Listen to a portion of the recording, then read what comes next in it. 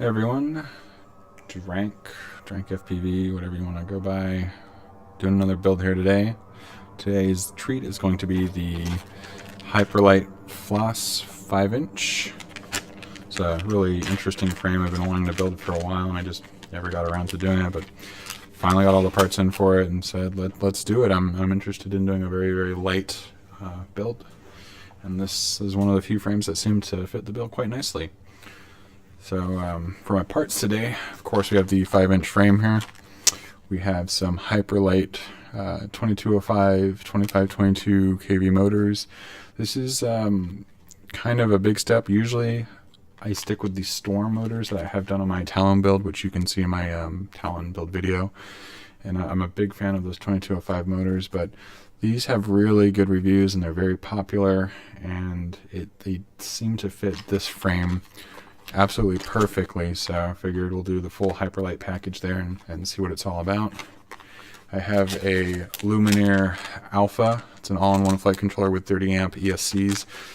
Again, I have this on my Talon. I was very pleased with it, so I got another one here for this guy.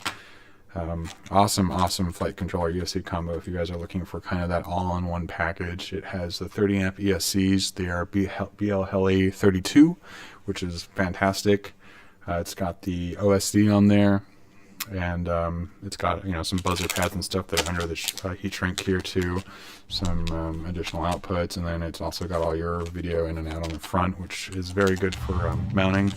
The only complaint I have about this guy is the USB is also on the front instead of on the side, and I'll go over that when I pull it out of the bag here. We can do that right now. Actually, we're not doing anything crazy. Just the front is kind of, I feel the front is kind of an awkward position to have this USB. You can see right on there, particularly on frames like the Talon and stuff too, where you have, it's good that it opens up from the front. At least that part of the frame design is really well thought out, but the side is just so much easier because it's usually open and you can just slide your USB cable in and you're good to go. But this is a very appealing chip. Other than that, just because it's literally everything you need to get flying right there. It comes with some hardware, and also comes with some pigtail. That's cool. Alright, and then my favorite cam, I'm still sticking with it.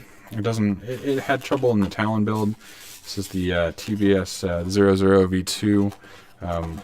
It's a little bit different on the sizes than, say, like the Eagle 2 or the Runcam Swift series, but this is my favorite one. It has the wide dynamic range just like those other cameras do, but it has almost no latency at all.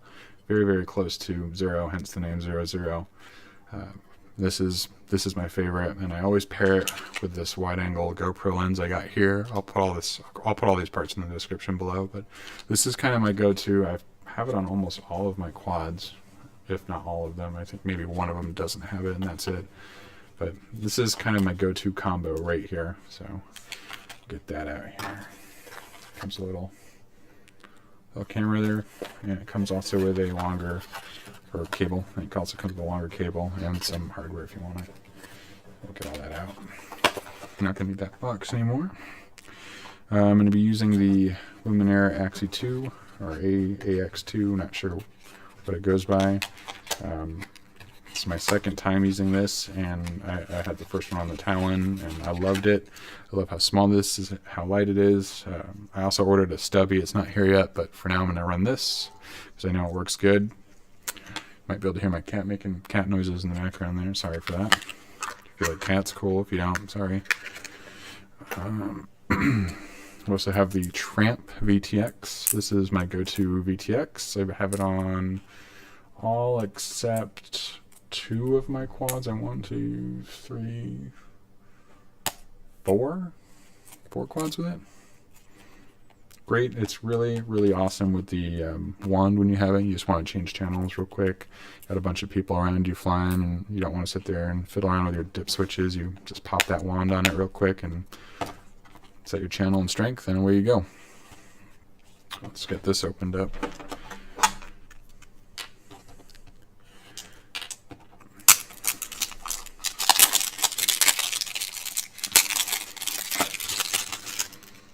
You guys can check this out if you haven't seen one before.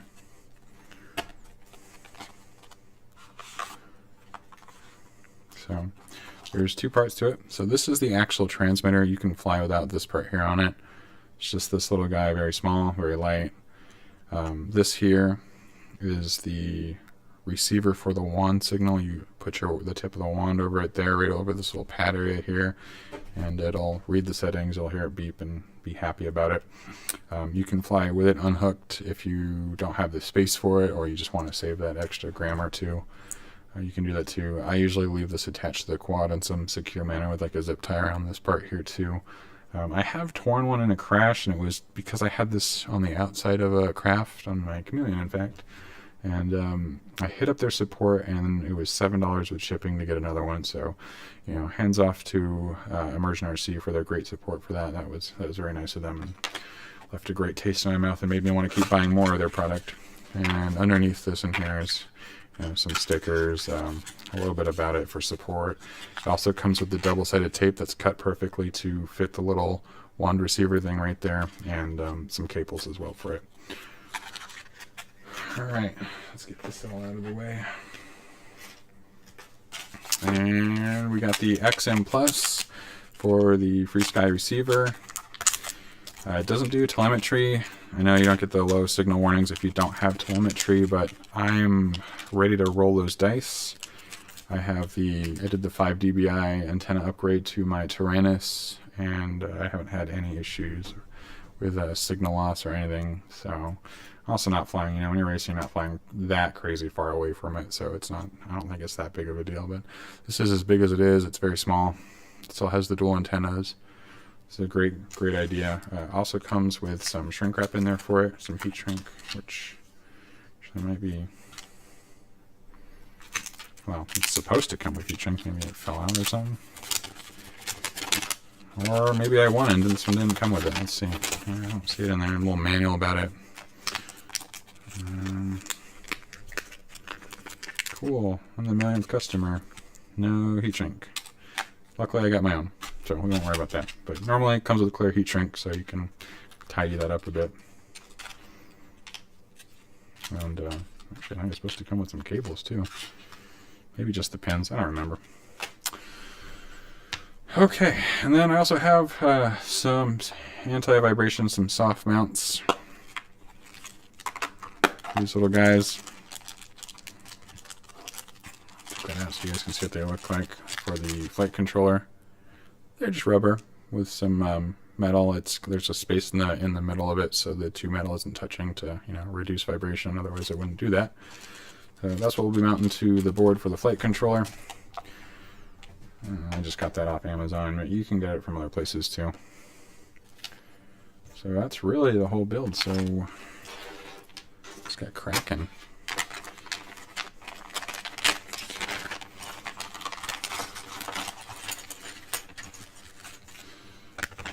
So when I first ordered this frame, actually I've had this frame for a while and I just haven't gotten the parts to build it.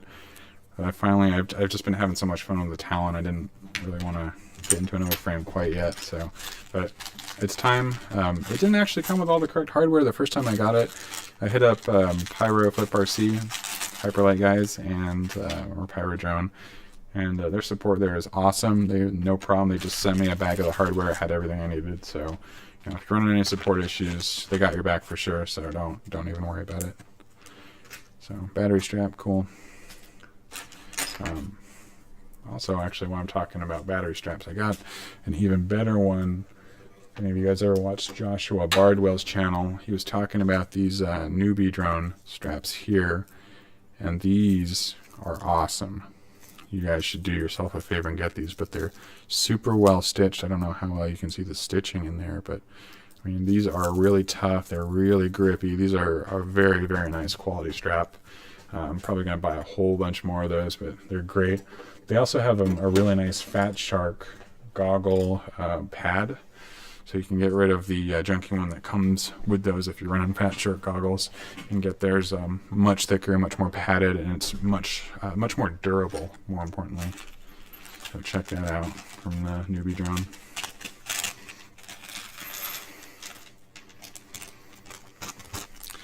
So here's our hardware. All nice aluminum. We got our two pieces here for the front. Did I grab the right bag? I sure hope I did. think maybe I didn't. Yeah, these are all the 3 samp. Alright, so I got another bag of hardware I gotta go find here. Awesome. Just left that up here. There it is. Alright, there's the parts I was missing they sent me. Alright. So we got these, yep. So these are the 3 we actually need. And these are our extras. I'll just put those away so I don't get those mixed up.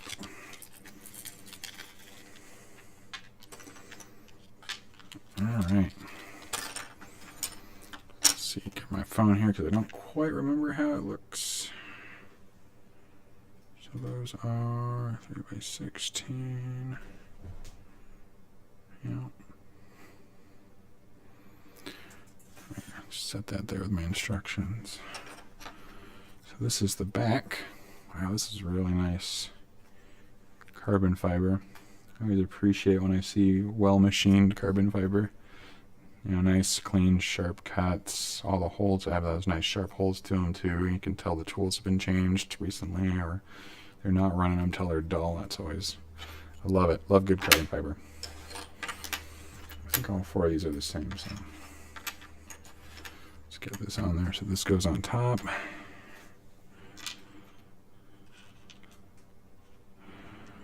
So for the screw set, looks like we will be rocking 3x16 for those front bolts. So 3x16, okay. So we'll do these to go in the front.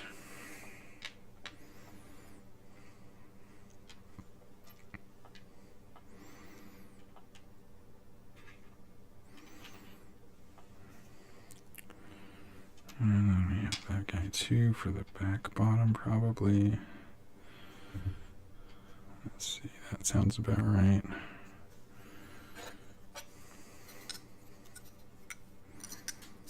Seems like a very minimalist frame. I'm kind of really appreciating that right now too. I really like that design. That's really nice. Let's see. So it's going to be between those guys. Same size? Yeah, that's the same size.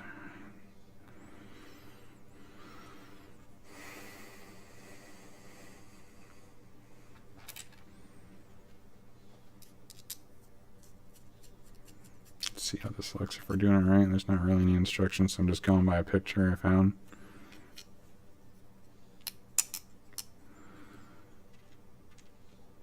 But it seems like it's a pretty straightforward design. I don't think we'll run into any crazy issues here or anything.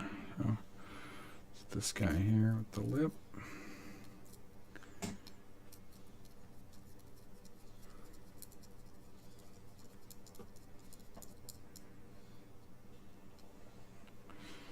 All right.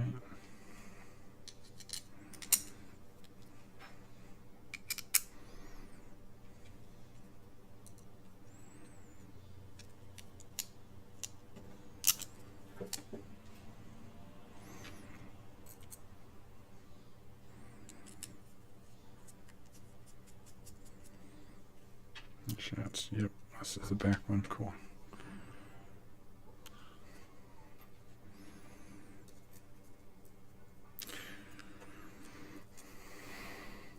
So these are a pretty common part of these standoffs. So if you wanted a different color, you could probably do that too. Same with these nuts here too. They're locking nuts. Just keep that in mind. These are, I think these front ones are 25, and this is a 28 millimeter standoff for the back. Just a single one in the back. For the camera, gotta see, does this fit? Yeah, this looks like this is made for this design or style. Yep. Once again though, this is what I get for using the 00, is the holes aren't quite the right size on it. That's my bad, but we're just gonna kind of drill those just a little bit bigger so they fit perfectly. Won't be an issue.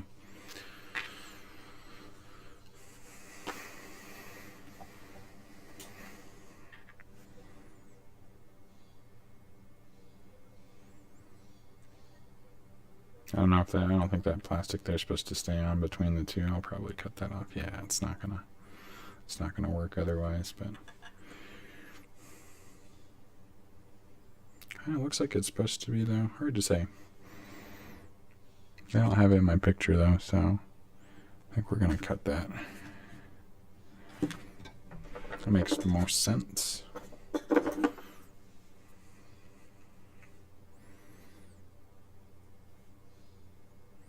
Depends on how your camera fits in there. I already know I'm going to run into trouble with my 00 though, because that's what I get for using it, but I just love it so much I can't let go.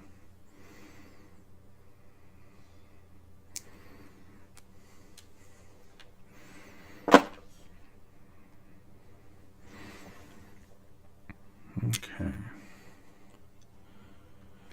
I'm just checking out how the flight controller mounts on there so I get that right later. Looks like that kind of just chills out in the middle. Alright.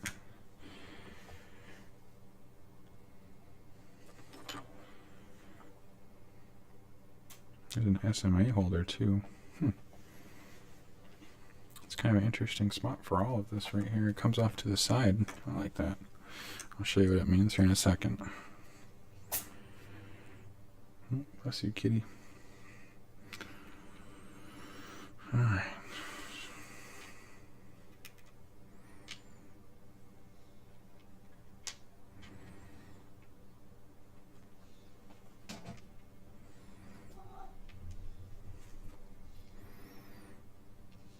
So that's going to be for the back. Okay.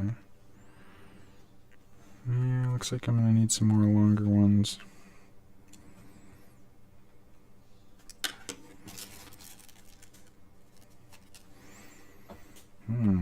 Okay, I didn't get quite enough hardware. Let me look around here.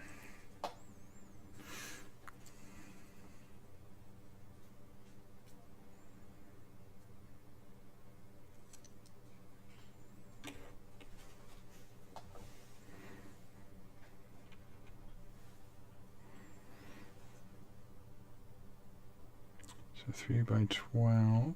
Yep. 3 by 16 and 3 by 12.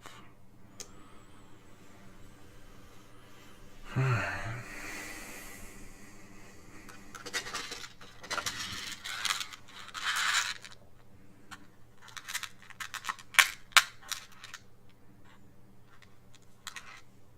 don't know if we're going to need these. I don't know if I have all the right hardware or not. Like I said, not really any clear instructions on this frame, so just going to take our time and make it work.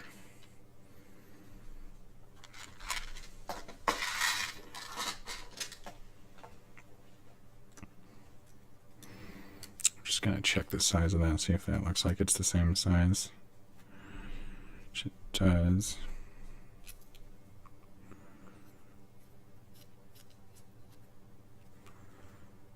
Arm bolts are supposed to be 3 by 12, so yeah, that looks about right there.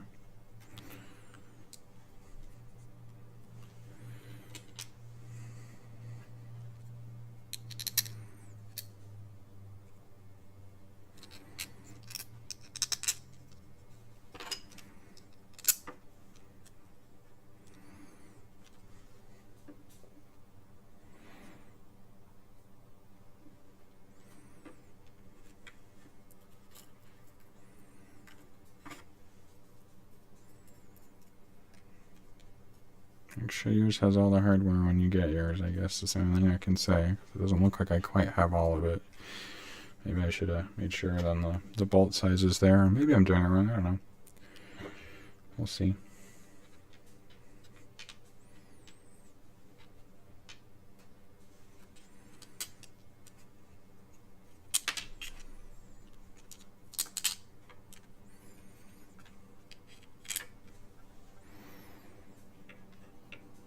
Definitely I know you want some longer bolts back here though for the inner part, because that's what's going to help mount the flight controller. So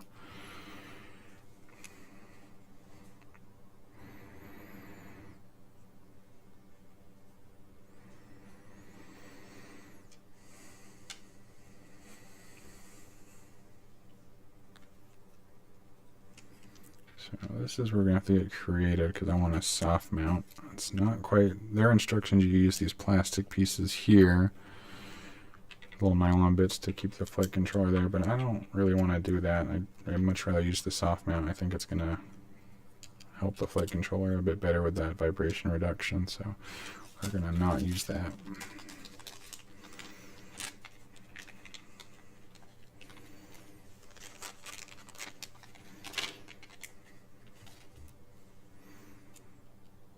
Yeah, that's going to work good. Perfect.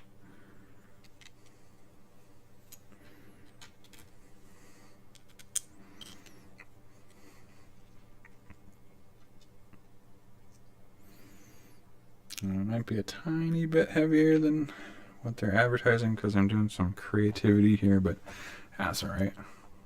It's fine. I'll do what I want.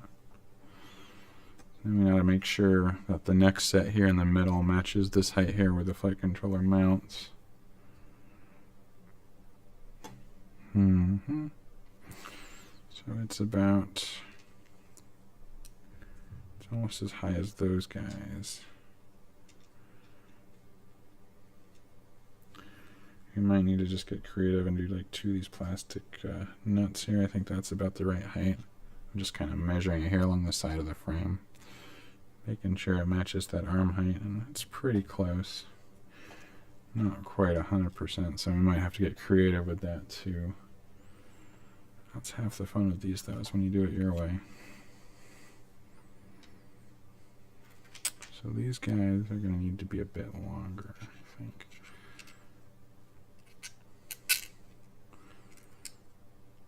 Might be a bit too long.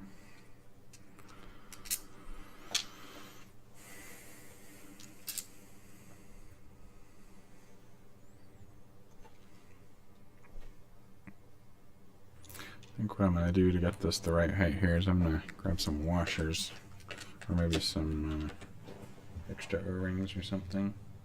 Actually, that's not a bad idea. I like the O-ring idea. I got tons of those guys. Yeah, we got O-rings for days. Let's do that. I'll keep the light down. Nothing wrong with it being a little more spongy.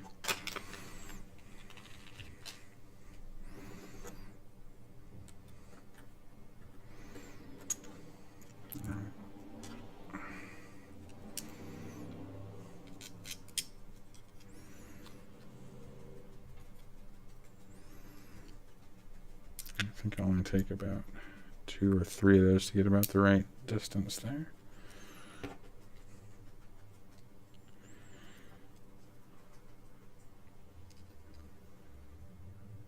Yeah, about 2 of those seems to be about the perfect distance you can see there to match up with that arm.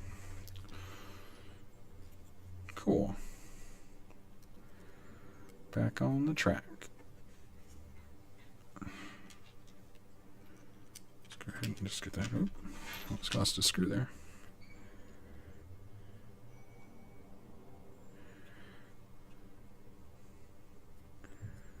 Still check that. That doesn't seem like the same height screw because it's not.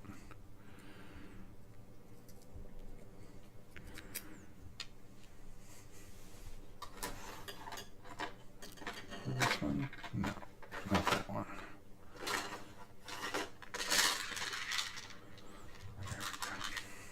There we go.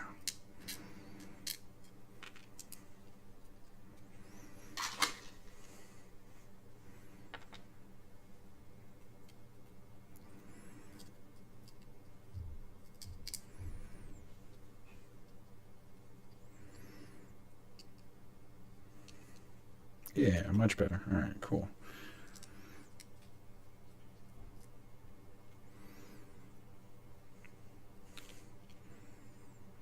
Not quite as tight as I would like it on there, though. I think I might use 3 and then just tighten it down a bit, because it still seems a little wobbly.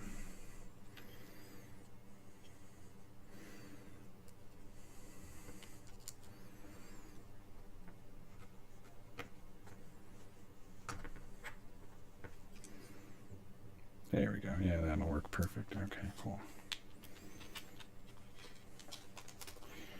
Alright, so now we got the height just right. All 4 of those are going to be matching. They're all going to be homies.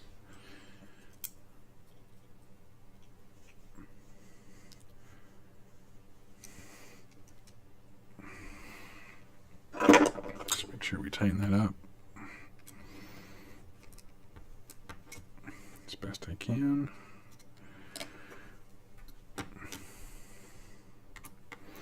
You could use thread locker if you want. I'm not gonna. You want to get crazy with it. I think these are going to need to be longer here, though. These aren't quite meeting the locking portion there, so we'll revisit that later.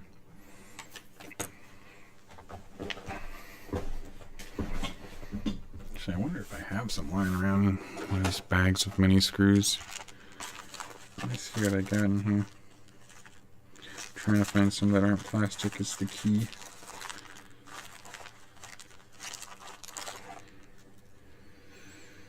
Somewhere, I'm pretty sure I do.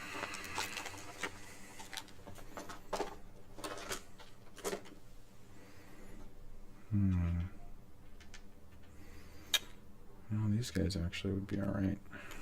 We'll just do that.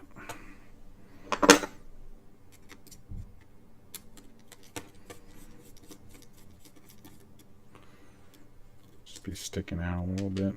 That's okay. I'm alright with that. Much rather just have it all be secure. Oh, that's actually pretty long. Maybe not. Might be a little too extreme.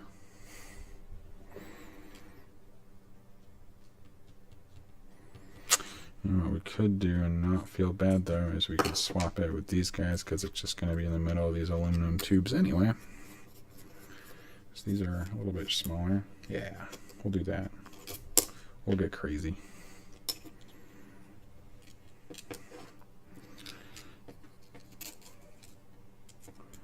Here we go. Yeah, because we're not going to see it in there. That's fine. I'll just make that a little bit stronger even. Yeah, perfect. And that way we can use this screw back there now.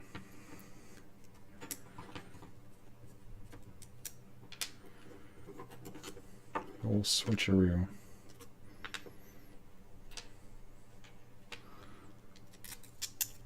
That might actually be how you're supposed to do it, and I just didn't realize it. It's probably the case, actually. Cool.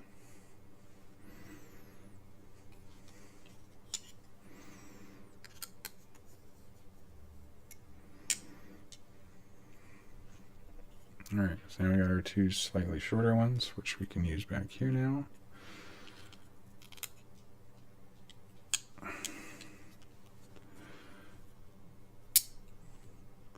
And those are now long enough to hit the locking part of the nut.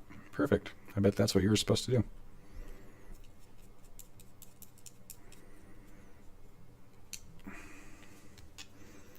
Let's get that crap one I had lying out of there.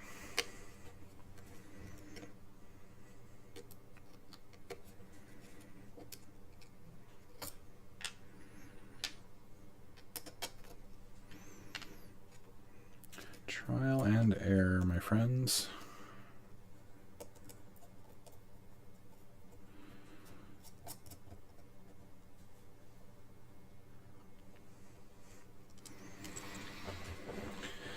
All right, let's tighten those up. Get all those arms nice and secure. Just gonna hold it here gently with this side and just power them in.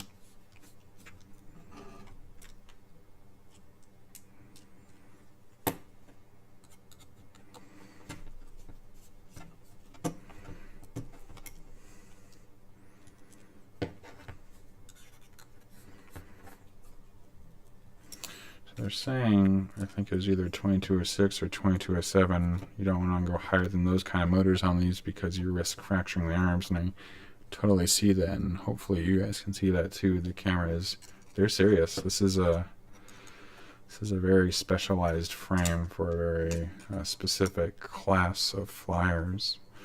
So make sure you know what you're doing when you're doing this one. Just make sure these are all tight too. I'm just gonna a little bit better grip with those than I could when I was holding it.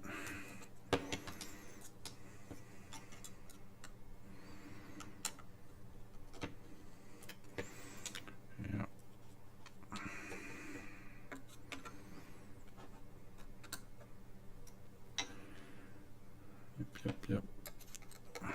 Cool.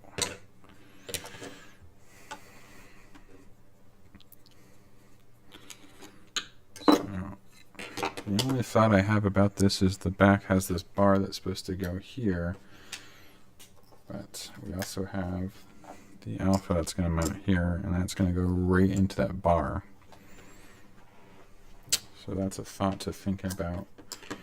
I could reverse this, or I could even do it sideways, actually. That would be pretty cool to have the power coming out the side.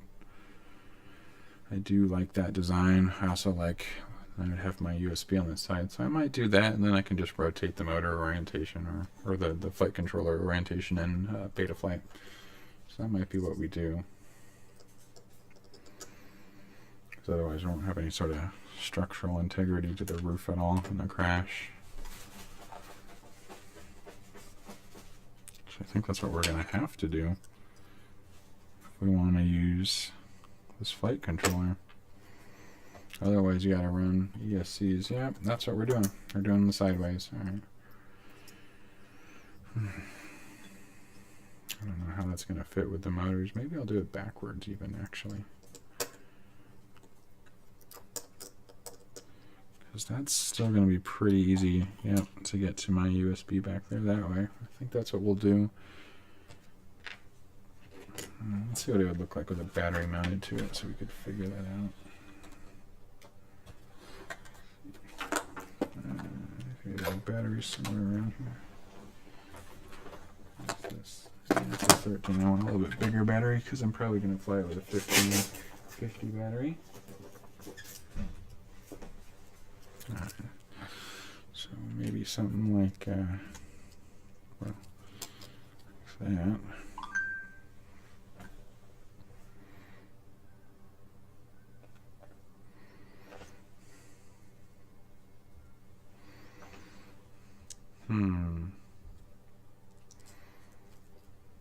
Yeah, that's fine. Maybe I'll just, I think what I'm going to do is I'm going to do a reverse like this. We're still going to have the pigtail come out the back here. And I can just hook right up to it right there like that and be good to go. That's exactly what I'm going to do. Is that roof that's on here? I don't know. I don't know how sturdy it is. It looks pretty thin. I don't think I want to strap anything to the top of that if I can help it.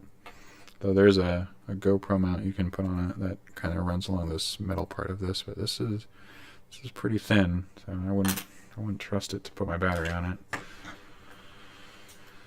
All right, so that's what we're gonna do.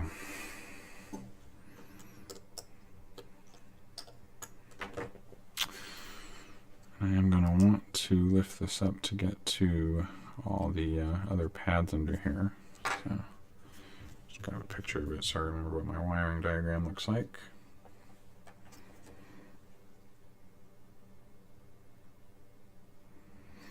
Okay, so this will be a chance for you guys now to see what's under the heat shrink here in the Alpha.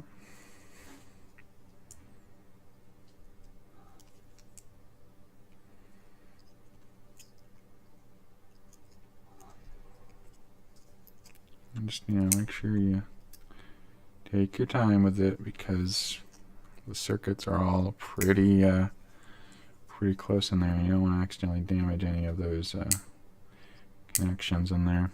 Otherwise, you just lost your flight controller, your power board, your OSD, and all your ESCs. So,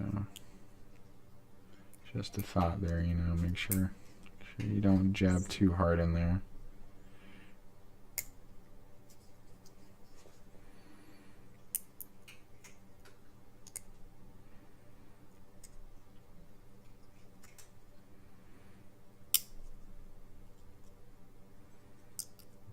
Especially you don't really need to if your knife is super sharp. You can kind of just glide it along through.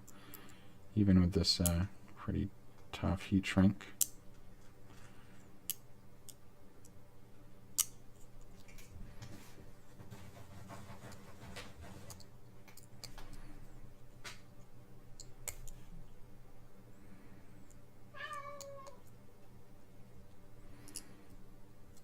Yes, cat.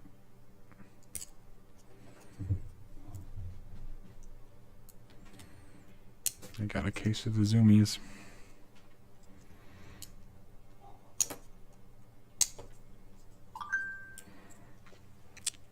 Let's see here.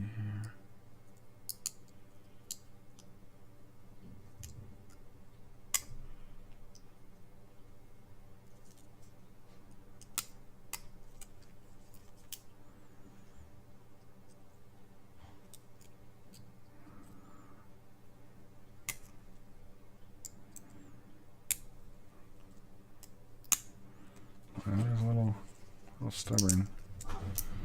There we go. Well, hey there, cat.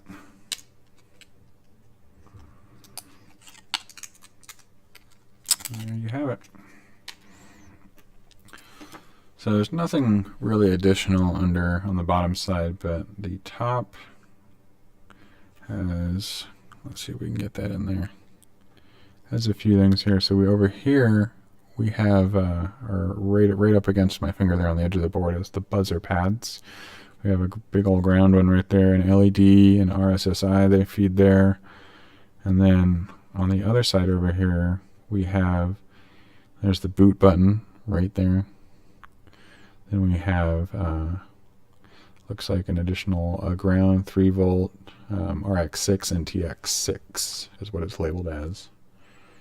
So give you guys an idea of what's going on up there, and they also have everything labeled on the board too here in case you forget what they are. So that's really nice. But it's it feels solid and well made when you hold this, and that's something I do really appreciate about this. Lumenier does work very hard on a lot of their products, so good job again on that one there, guys. So this we're just gonna drop it right on in there. And yeah, make sure that's going to work okay. I can get to my buzzer pad still there, yep. So we're just going to remember we're doing this in reverse. This is the front of the craft and this is the back. So that's, yeah, make sure we remember that.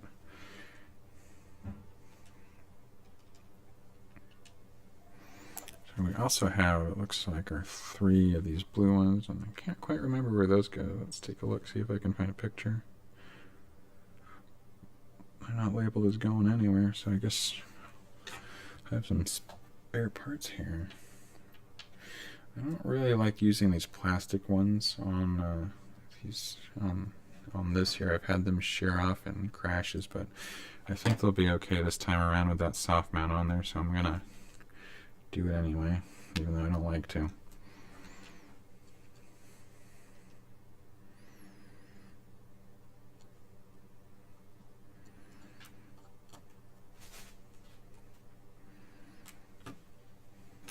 Looks like it's hitting the USB connector there slightly, so it's just, let's see if we can squeeze it through, tighten it up a bit.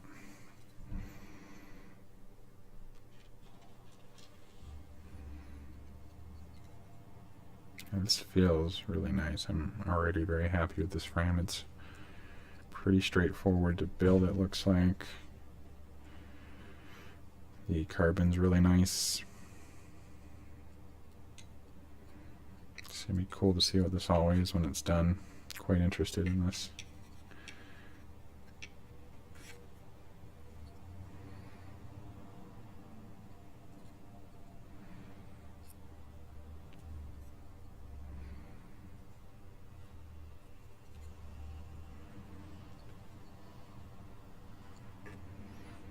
Crank that down a little bit with just my hands. It looks pretty good. It looks nice and level. Awesome. This is going to be a good frame, I think. So before I put on the back of this here, though, we're going to make sure we do all the soldering and everything. I just wanted to make sure this is going to fit okay in here. Looks like it's going to be pretty good. So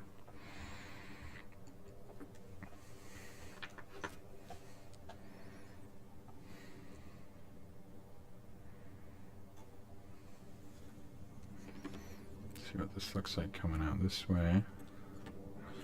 The way I'm going to solder that is I'm going to do it. Have these come under right out at the back here, so it'll go just to the side of the bar, and then I'll just have to hold this in place with some tweezers while I solder this up in here on each of these. So that's going to be a pretty interesting looking setup there. Might take these off when I do it, we'll see there. Let's take a break here to check out these motors. I've been quite curious to see these. I think I glimpsed at them once when I first got them, but I wanted to really save checking them out until I had it on video. Comes with some hardware. Oh, nice red bolt for it too. That's cool. So again, these are those Hyperlite 2205, 2522 kV, the team editions. They're open bottom. These are very nice looking. They have, if you want to look for the feels, like every little tick like that, you can feel every little tick when you spin it. So it's got kind of, I don't know how you describe that, it vibrates a lot when you turn it, like a lot of little mini vibrations in there. So those are the kind of magnets and setup they're going for. You know, I don't know if anyone's familiar with those, like the Lumenier 2205 or 2204, the Schizo editions. They're super smooth. These are not like that. These are lots of little micro magnet adjustments in there. But these look nice, very, very nice in there. You can check it out.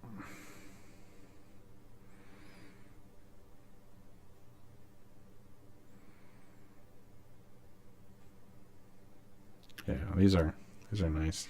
They're gonna have a good. You can see what they look like there on the wing. That looks good. It fills up the whole thing. Still has those motor protection ends on the end of it, so that's good. Good design. Cool. Keep the dust out of that while I work on that.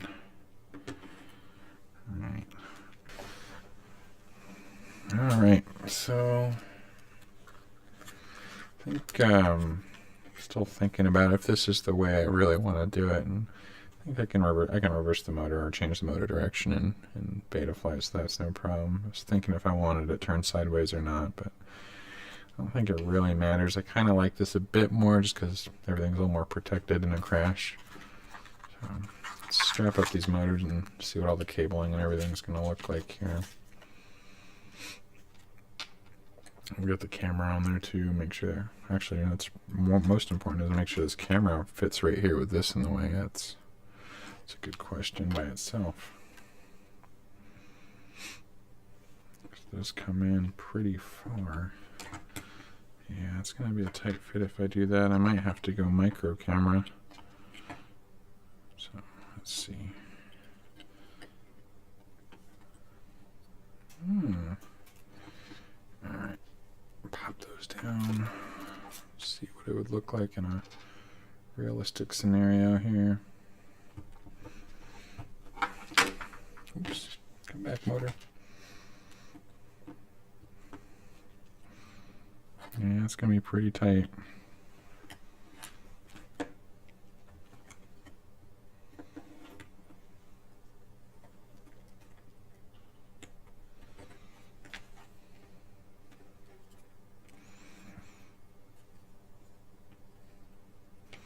I'm always going to fly at an angle. I might be able to get away with it. Let's see here. Pretty. Yeah, I think that's. I think that might work a bit there. Let's check it out. Let's get that down.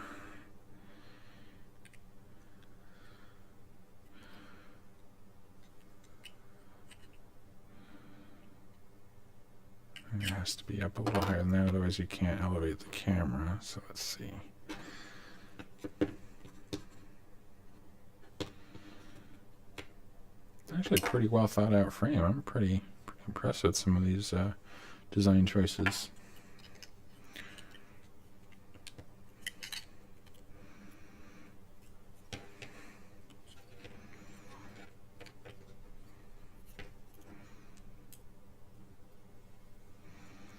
So let's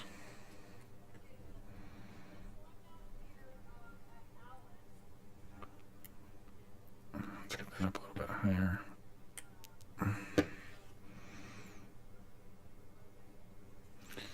So that's going to fit just barely.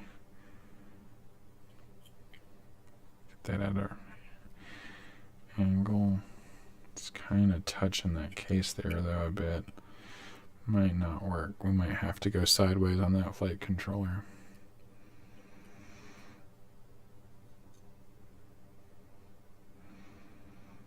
Yep, that's what we're gonna have to do. Or stick the camera out. I guess we could always do that.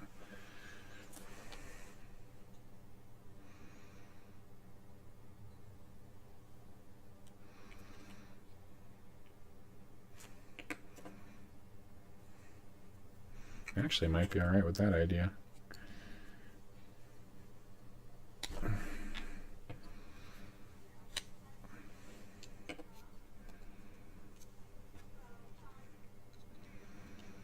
I feel like the inside would help kind of keep it at the angle though. In a crash, that might move. So we can have it like that outside of this body, but yeah, it's gonna get hit in a crash and move. I don't know. It might be all right. Let me check out a picture. Let's see what the pictures say here. See what other guys are doing with theirs. Yeah, they all got it tucked in the body. I think that's still the best way to do it. I think that means we're going to have to turn it.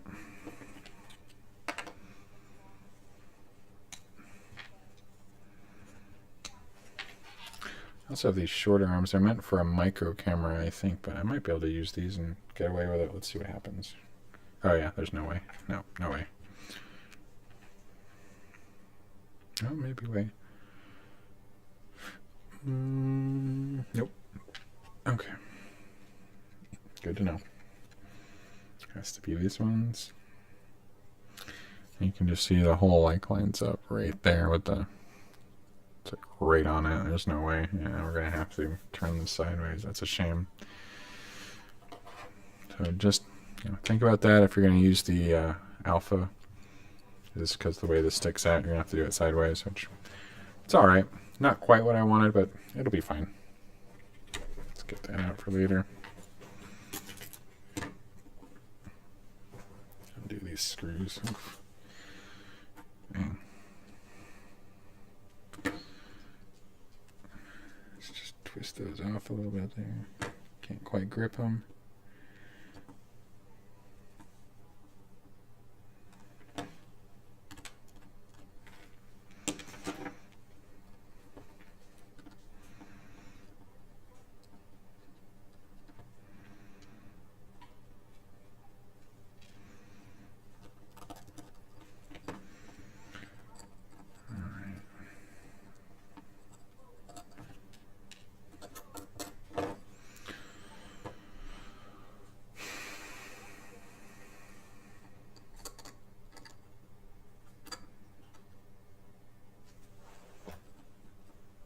See if it matters with the battery, which side we do. I don't think it really matters. If we have a battery. Yeah, that's fine. Okay.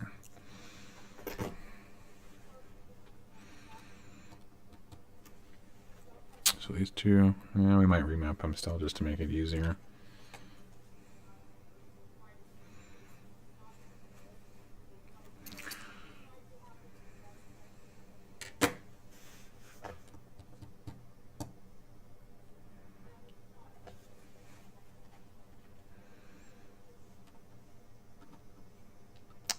Could always get a 4-in-1 ESC instead, but then I got two things in here, and I really just want one.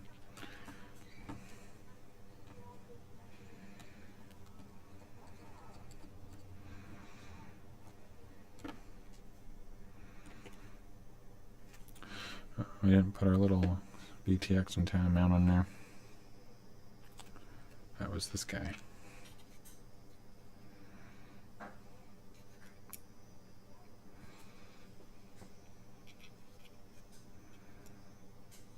Gotta think about where I want that.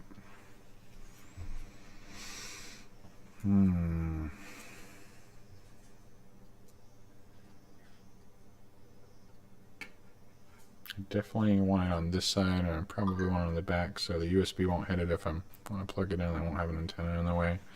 I definitely don't want it on the side with the power, just because that's going to cause a lot of interference. So let's see here.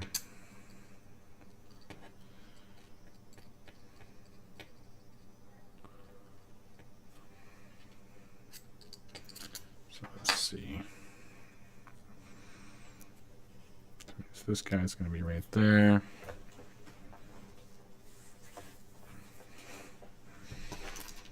Which means we're going to have our pigtail coming out of there somehow.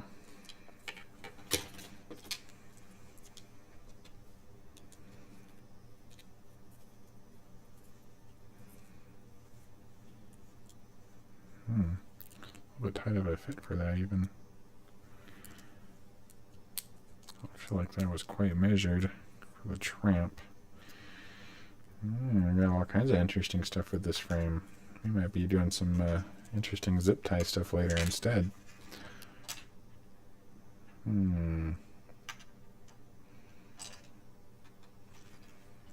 So this doesn't quite fit that Tramp. Let's look at some pictures of the builds and see what these guys are doing. Did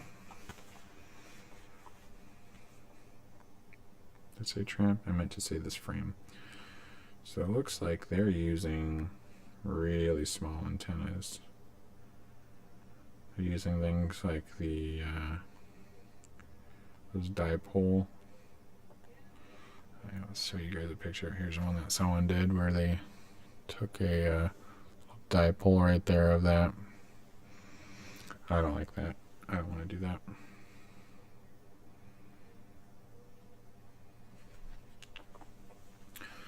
So that's an annoyance. Might be able to force it on if I screw it through. And maybe I can make some grooves in the carbon if I do that. It looks like that's going to take a lot of force to really get that. But that would work. Hey cat, stop messing with that. Alright. Yeah, we're gonna have to think about this. I suppose the other idea I could do is I could unhook it right here. They do such a nice job though with all this sticky stuff in there to keep this on. I could run that through and just have it like kind of hooked onto the bottom part, but then I have this long part sticking up. I don't know how I would feel about that. I would definitely have to go to a stub antenna just to make sure I don't get any damage on it. So, I'm gonna think about this for a little bit here. Some stuff to think in mind if you're doing this build for sure. Maybe like get one of those, I don't know, like the TBS Elite bundle. Maybe it might be a good choice, or one of those boards that has a separate VTX board right above it where you can hook up one of these little cables. That would work really well with this for sure. I'm gonna think about this here.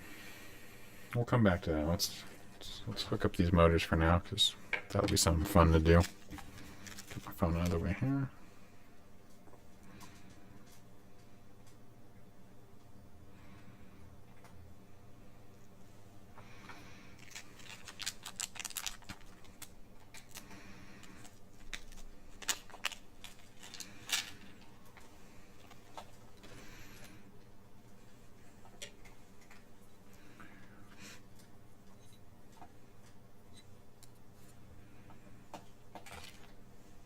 Can't get over these motors. These are actually really nice. I feel a little bad not buying some Storm ones for a change, but these are really nice.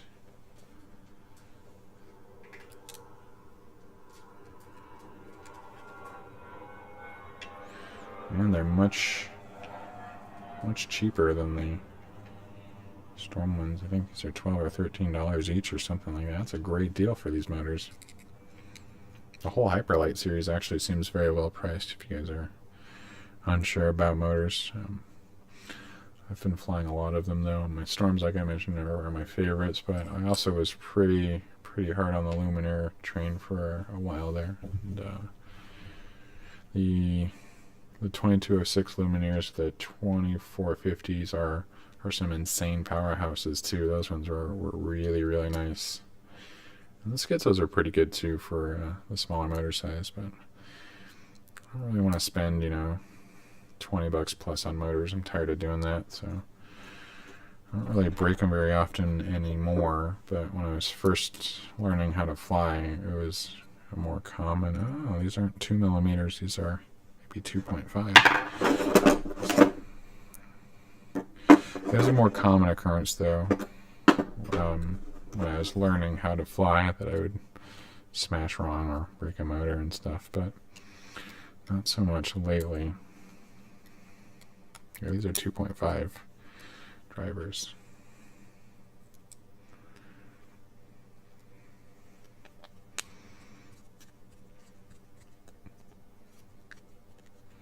Am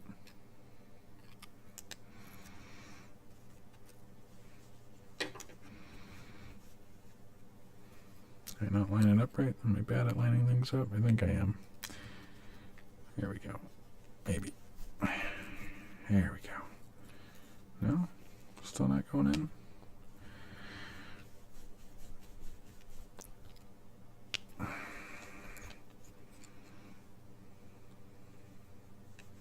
Not going in quite as smooth as I thought. Let me just loosen these a bit.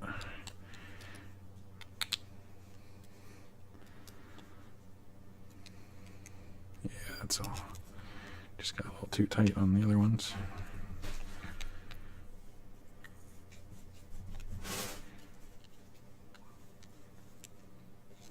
It doesn't feel like that's going in straight.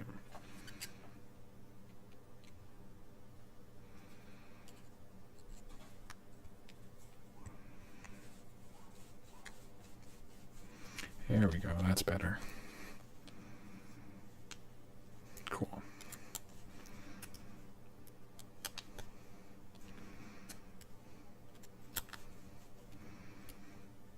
Much better, much better.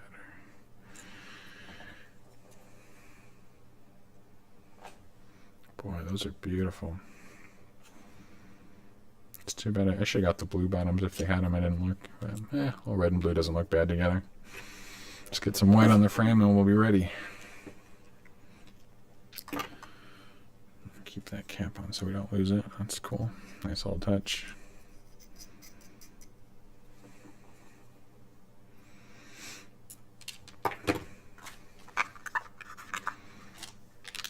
Beautiful motors.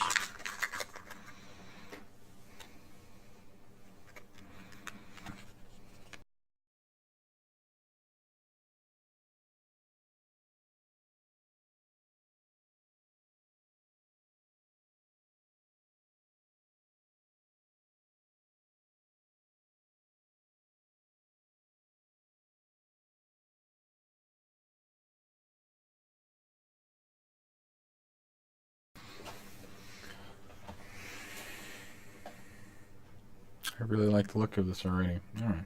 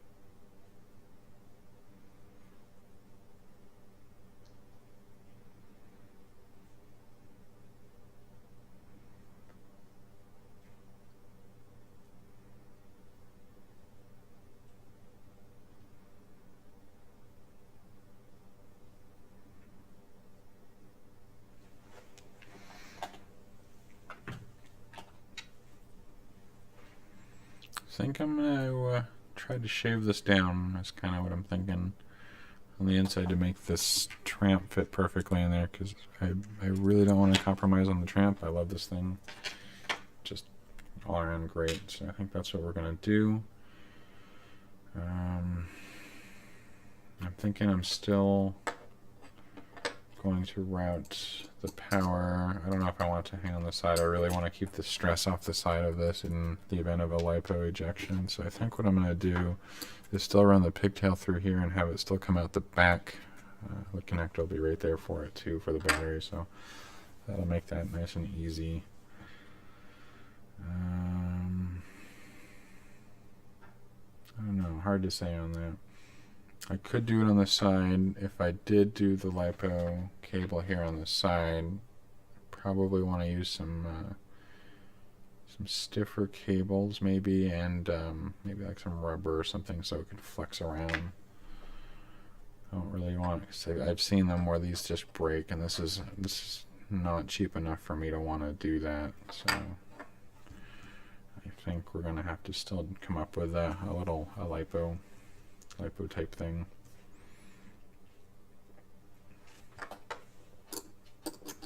Just kind of see what that looks like there.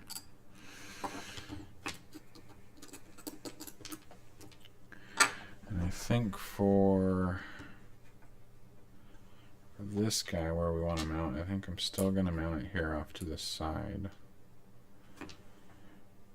I'll just have it raised up just underneath the flight controller a little bit would be good. Or maybe what I'll do, let's see what this would look like if I had a prop. I think I got a prop lying around. I'm kind of curious to see how close those props come in. Here's a random 5-inch prop. Let's take a look and see what that looks like. So that comes in pretty good. You guys can see there.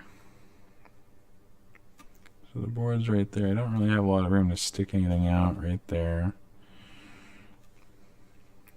So if we're going to put that in, you definitely want to have that come towards the middle a bit, because it's going to be like right there. I can't use this at all. Could always just zip tie it to the top up here though. That's always an option. See what that looks like.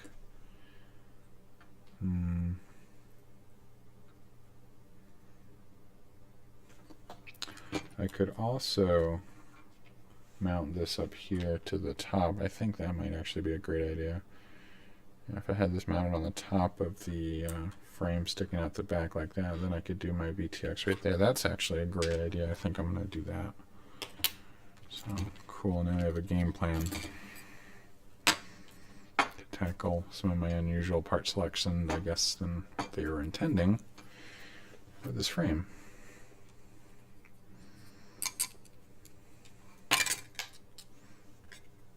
Go over there, go in timeout.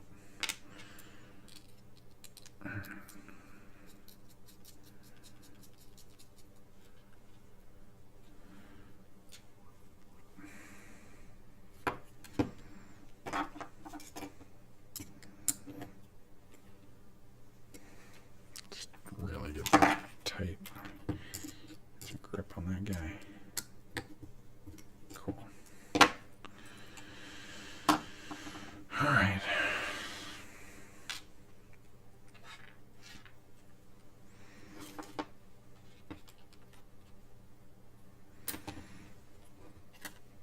Let's see what all this looks like. Get these cables out of the way.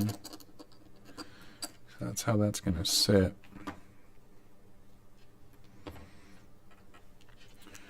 I think that'll be all right. Oh, the cable's even long enough that I can be lazy and not remap any of these ESC pads. That's pretty cool. That was good. I like being lazy.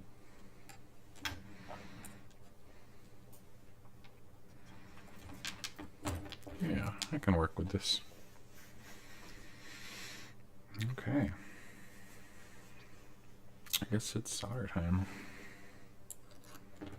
We'll start with the LiPo. Let's get this in place too. I need these guys a little bit later.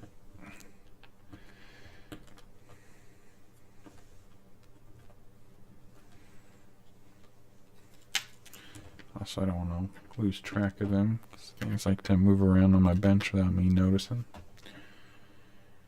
Like one of those already has.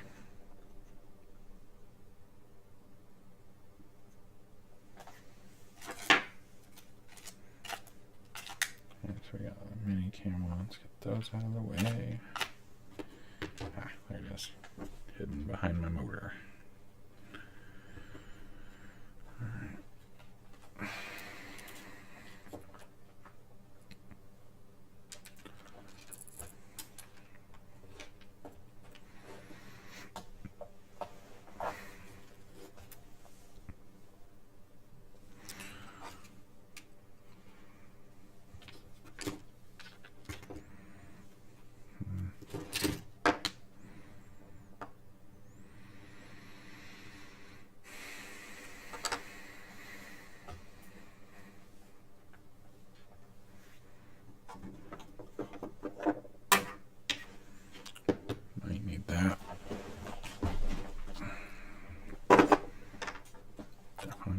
some angled anti-static tweezers,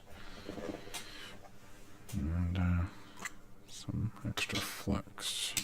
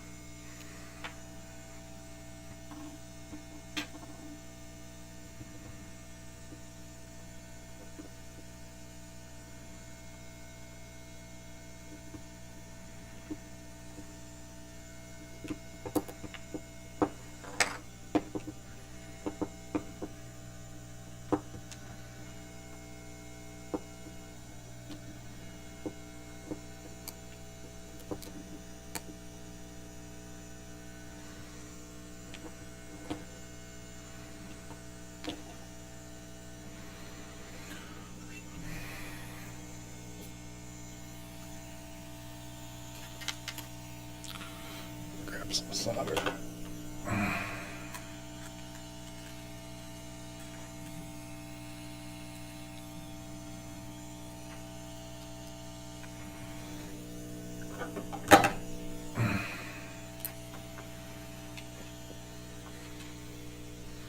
I'm definitely not an expert at soldering, but I'm alright sometimes. We'll see how I do this time. Make sure I get a lot in there.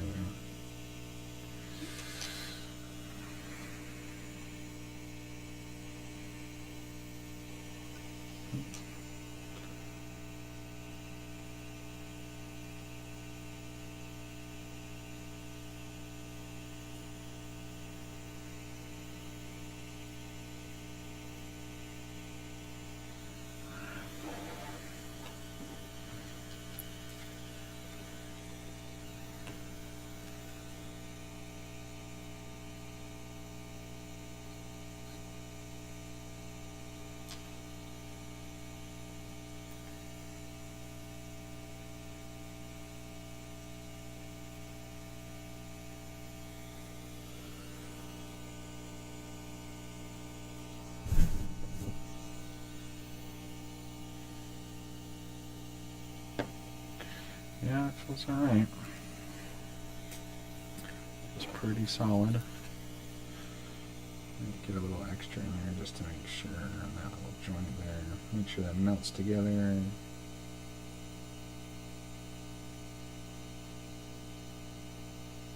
So it's all one piece.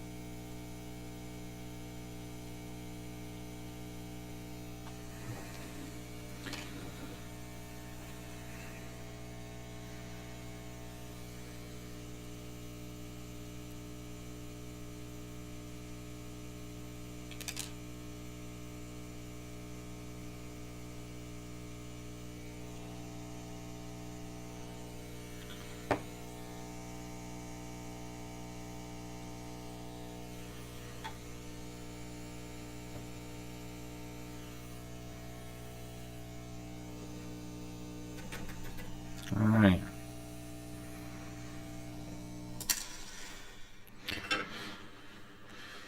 So that's done.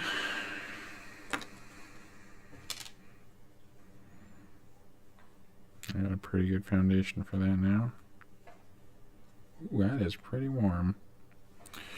I'll let that cool off for a little bit before we do anything more to it. I'll take a little break right here.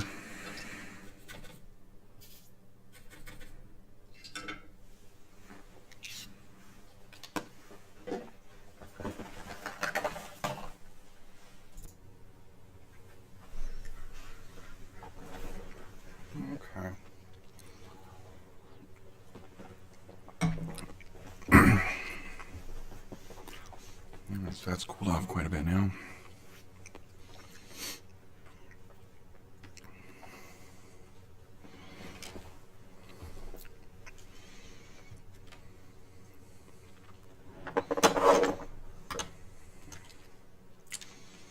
And that already looks great.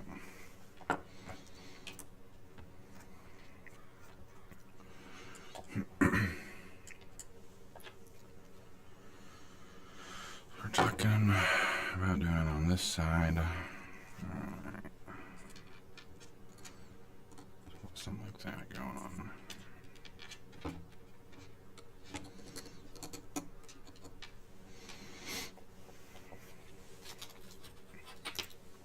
This is going to sit like that. We're going to have tons of room in here. See right there? Lots of room. We're not doing other chips and stuff in there. That's going to be great. Alright. So now we still got to think about where we're going to mount the Tramp and the XM Plus. Luckily this is pretty small. I can pretty much stick this little guy anywhere. We also are going to have our battery strap be coming through here too. So we got to think about that as well.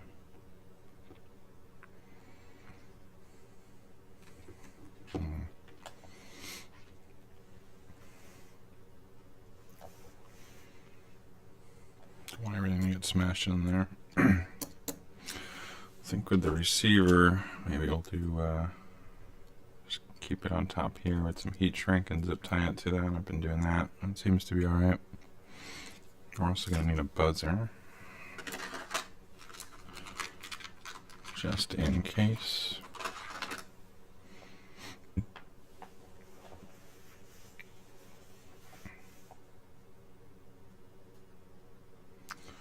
Okay. Maybe I'll put a capacitor on here too. Just I didn't do it on the other one though. It's not. I didn't think it was needed. Talon flies fine without it.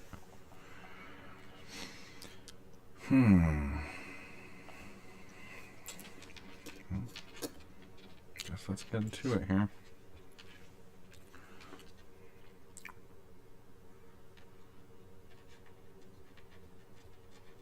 Just screw this down so we know what we're working with.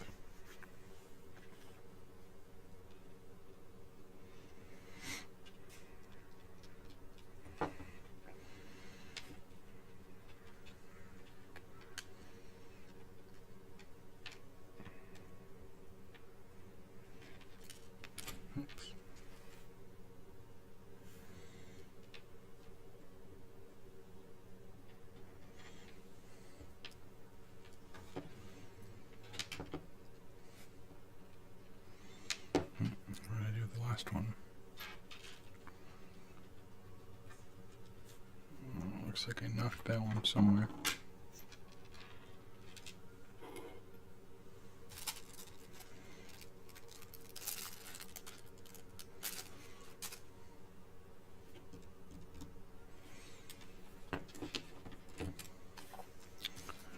I probably got a spare.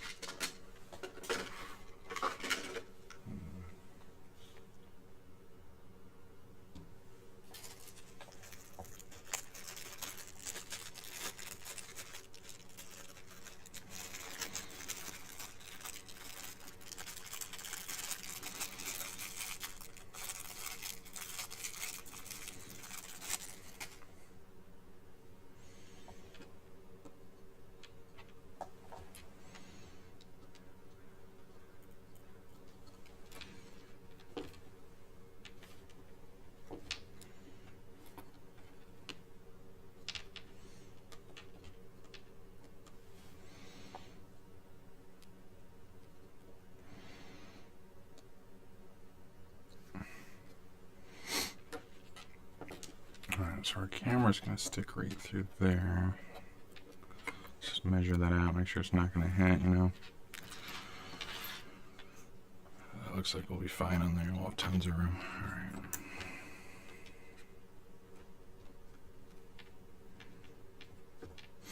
clip these guys a little bit shorter.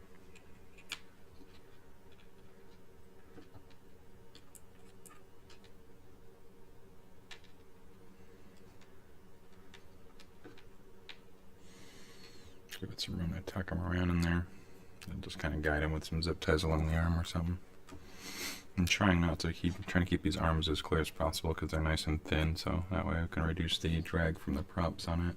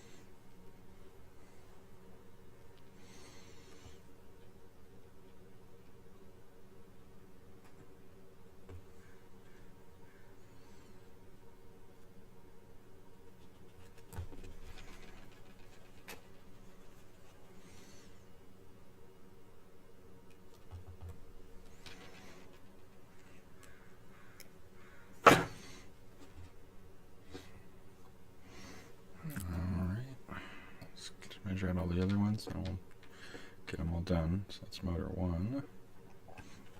There's motor 2 right here. So for that guy, we're going to tuck it underneath.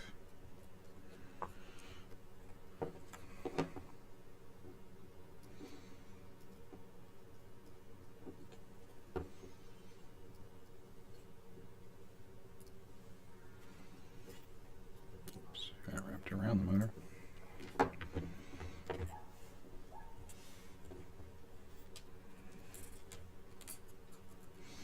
I'll keep that nice and clean.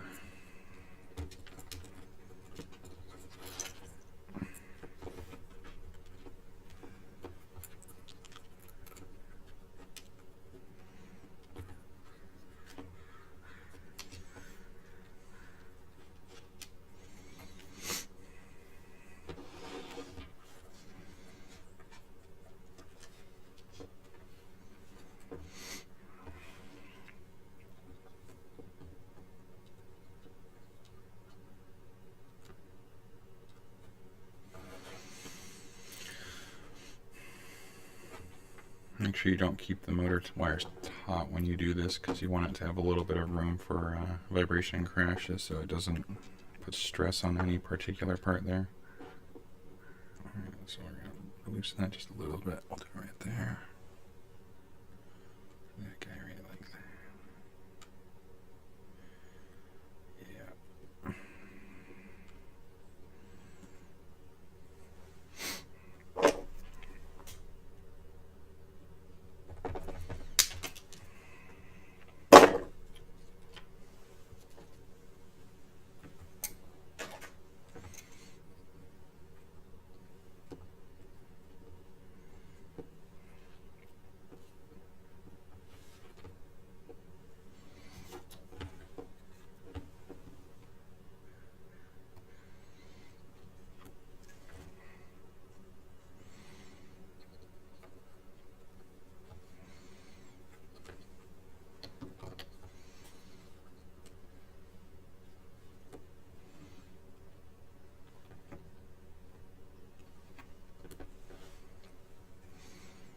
These motor wires are nice and easy to work with. Good silicone. It's tucked under there.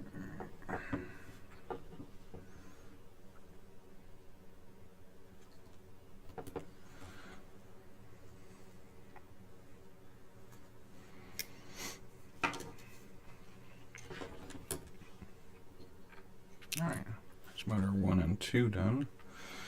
So let's go for 3.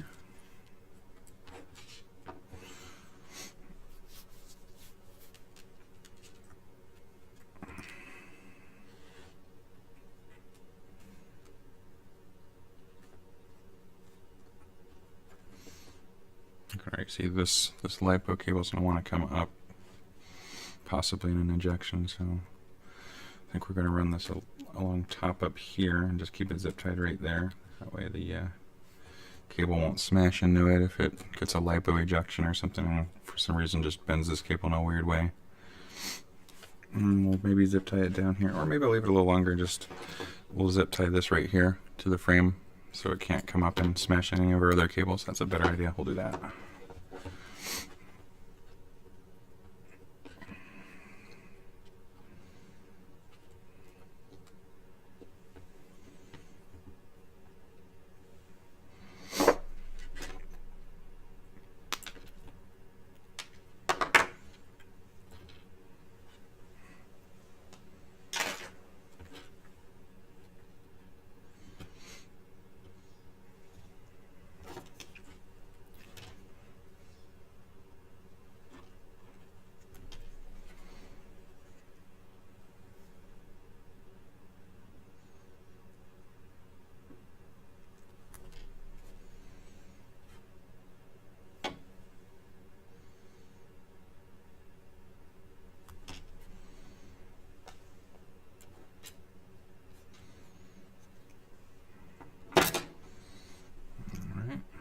Got the motor 4 here.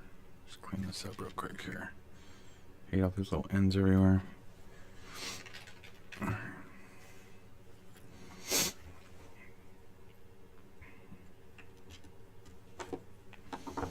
So like the motor 2, we're going to run this underneath it all.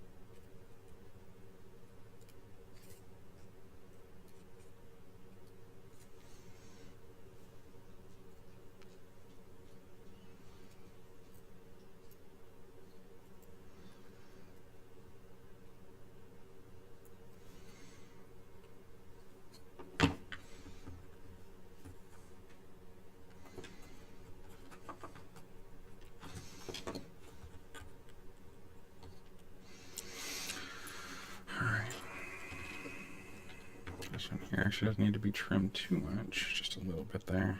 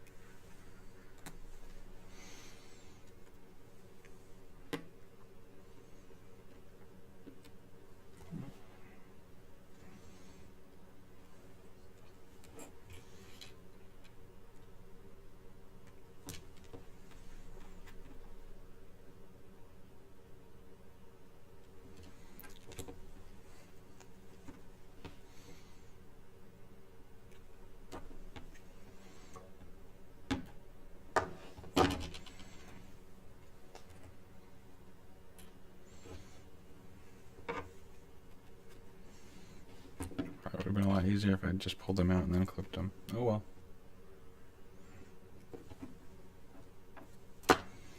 No big deal. Alright. Sticking to it there. There we go. Just grab that with my nail. Cool. Oh, this guy came out. I got excited. Go back to your home.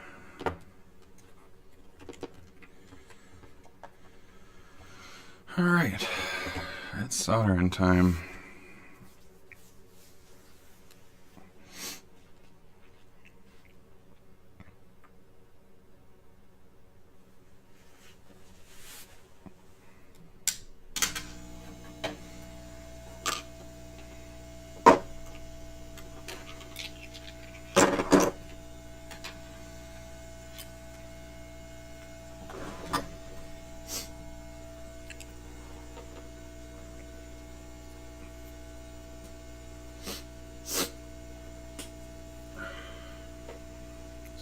me.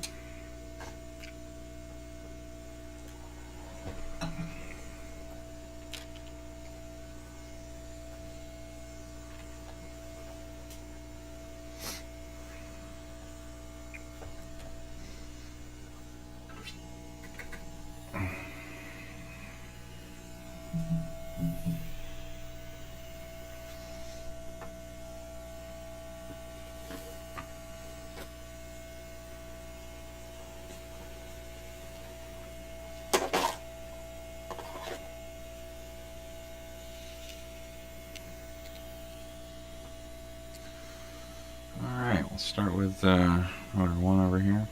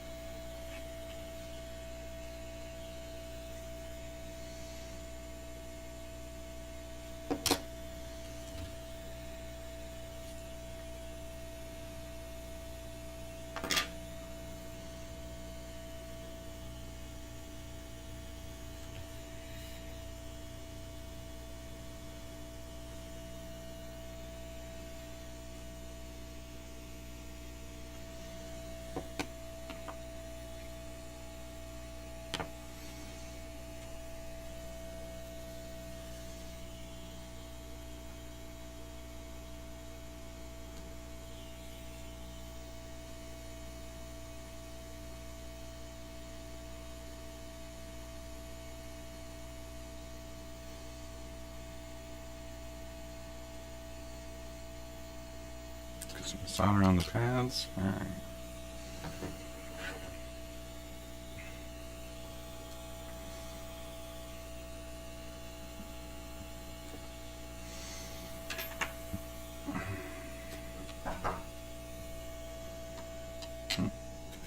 Be right back. Someone at the door.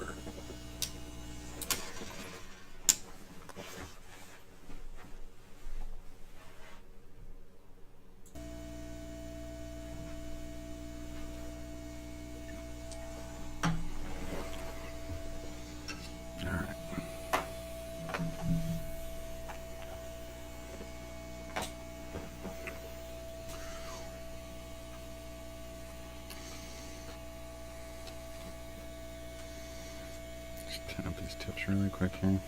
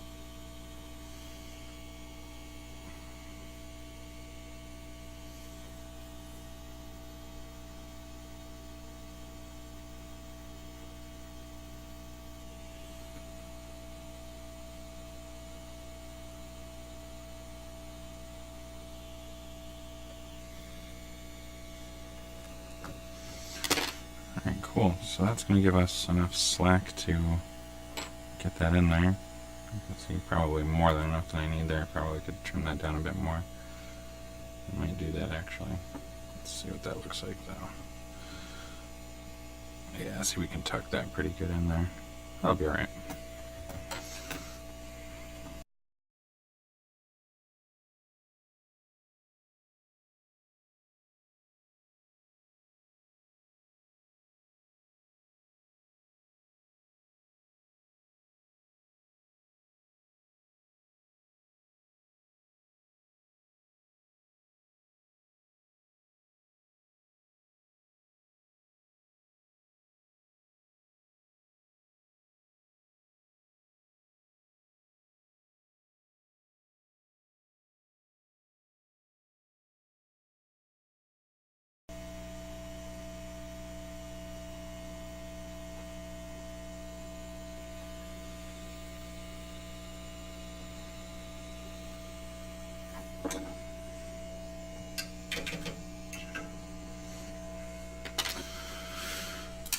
Turn off the smoke for a little bit there. Cool. So that's a lot better shape now. So let's do this.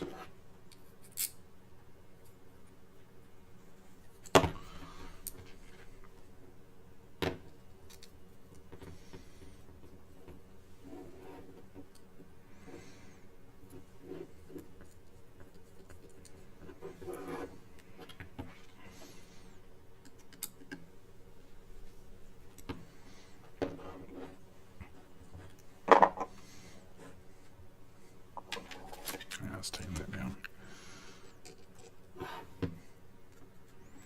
How should we talk after we test the motors? Oh, we'll get there. Alright, our good friend the XT60.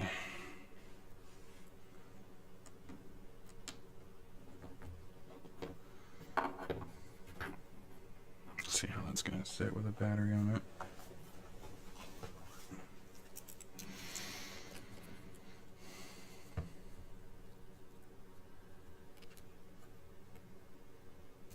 I want it nice and short, like right there.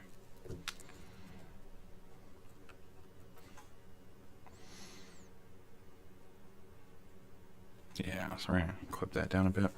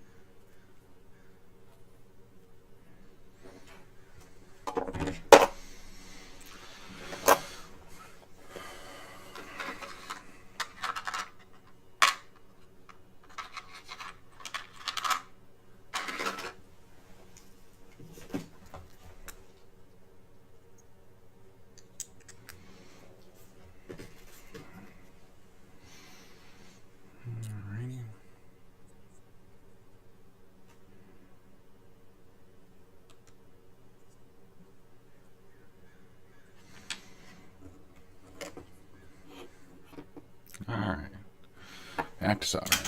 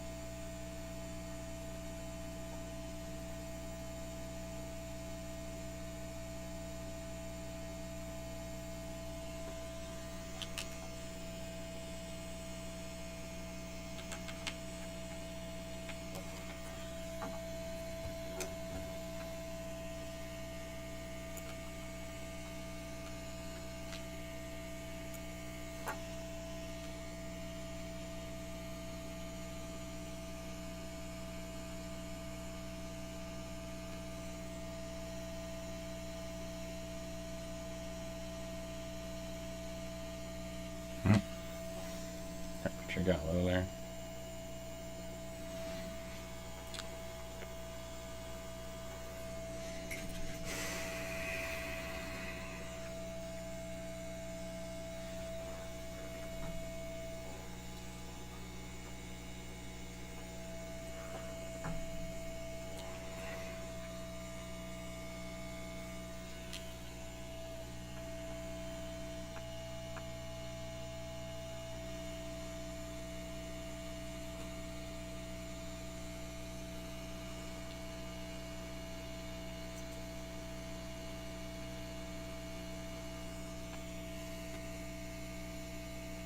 I probably should have put a heat sleeve on that. Oops. Guess we're using liquid electrical tape.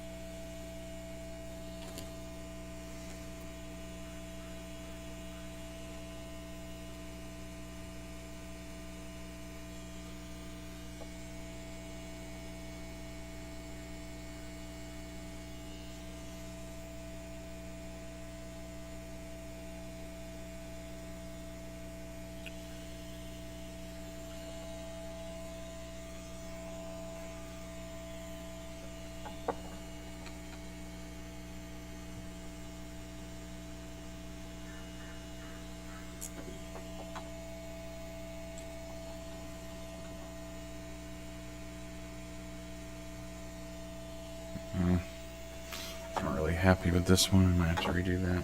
Seems to be pretty common occurrence.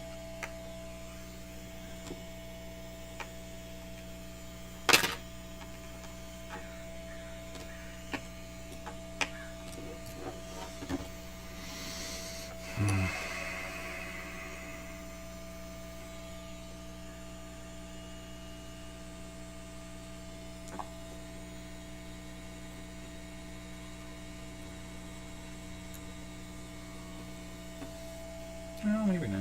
It's alright.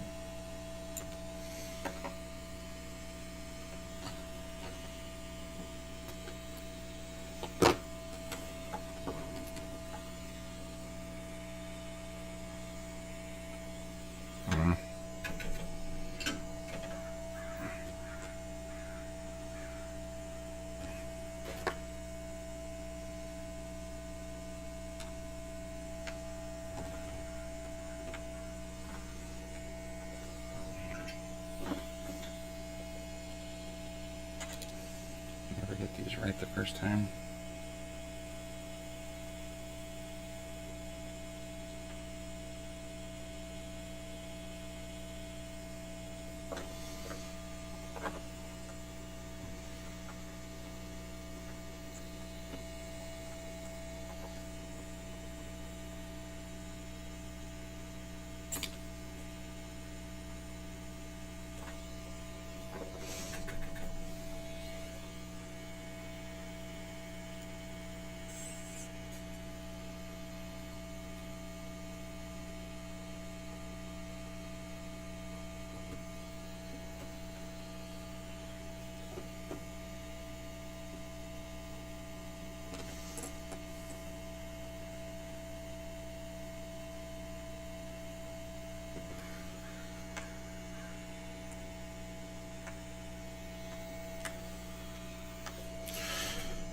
Yeah, it'll be alright.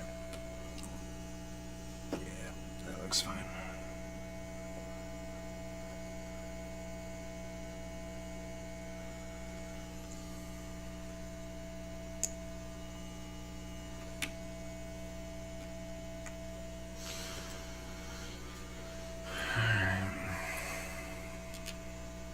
At least now we can test the motors.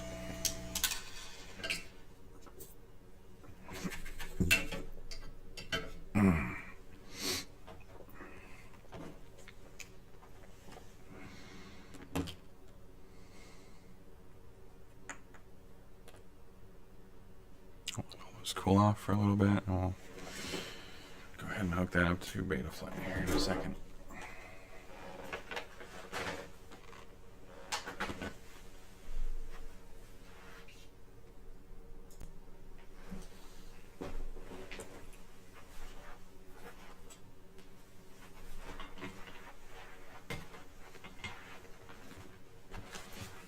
Alright, should be cooled down enough to at least test it and see what happens here, I suppose.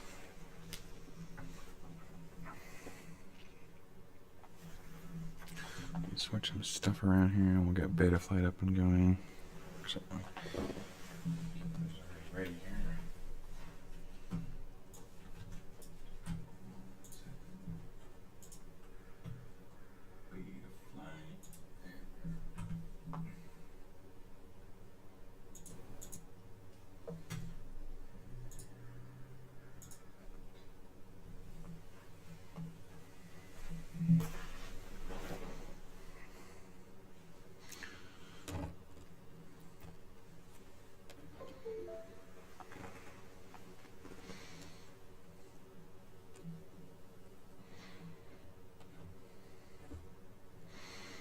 We're going to set our rotation on that.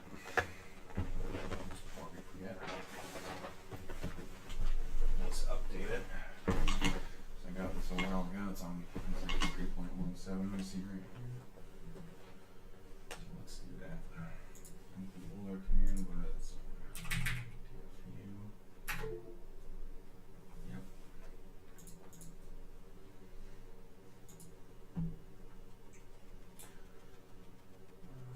Except for OSD. Yep.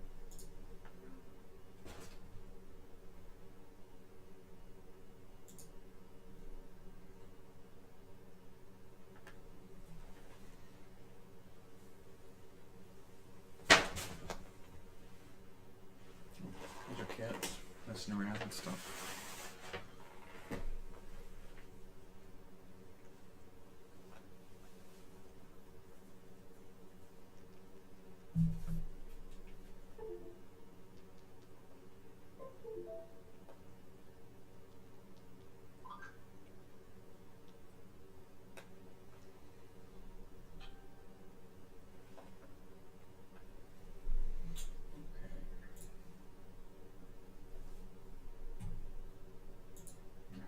Second to start up there. There we go.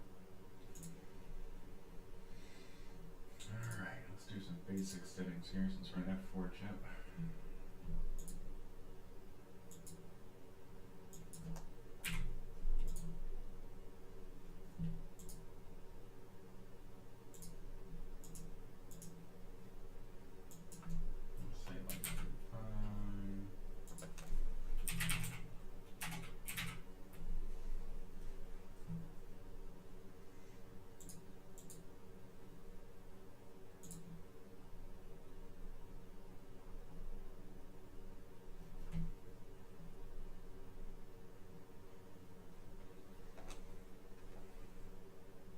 Let's say like 5.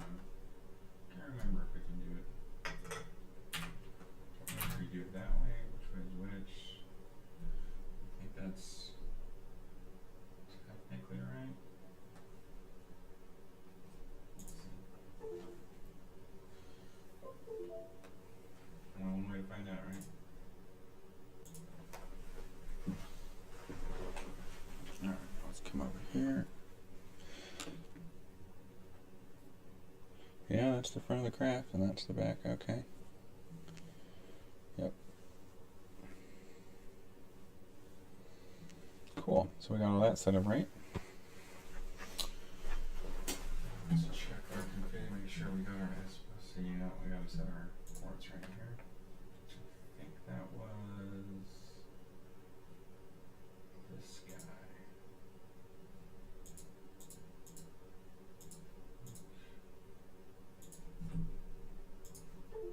I think it was that one. Let's see. I should have checked first. Yep. That's all right.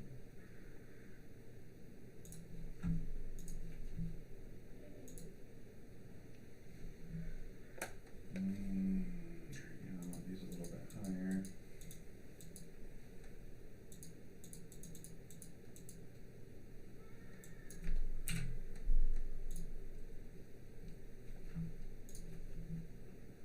We'll do our testing on that later.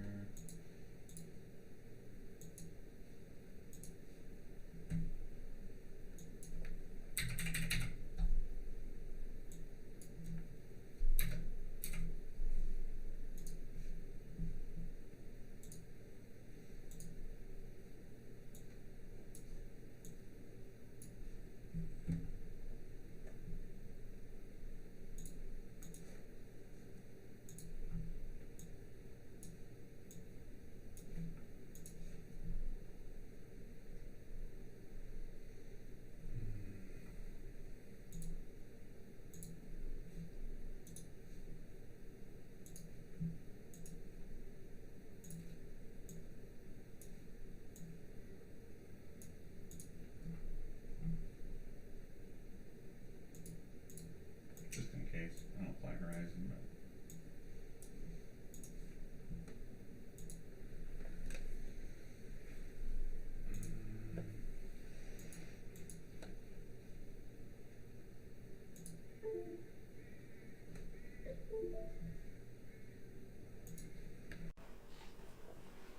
oh boy.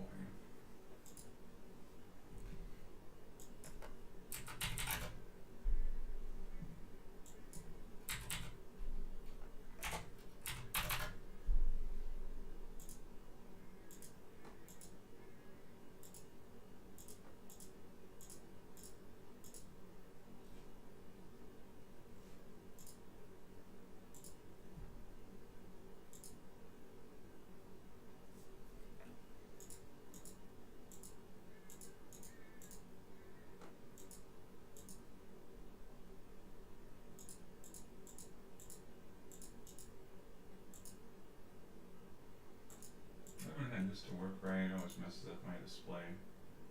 I'm not going to try right now.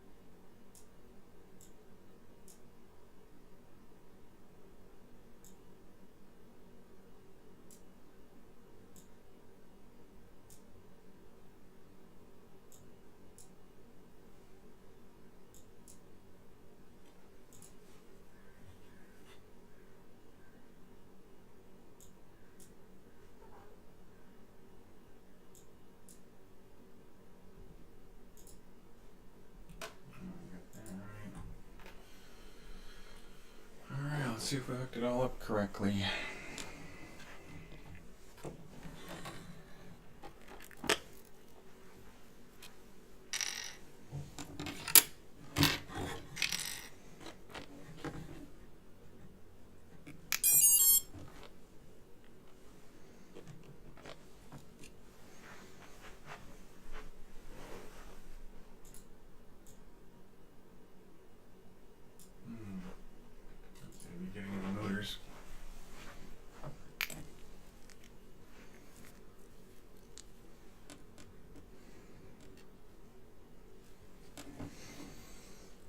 might want more to be hooked up.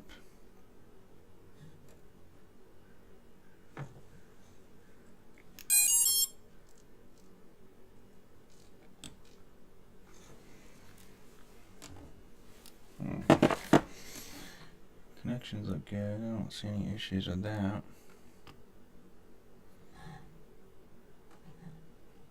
Maybe I'm just going to negative, alright. Let's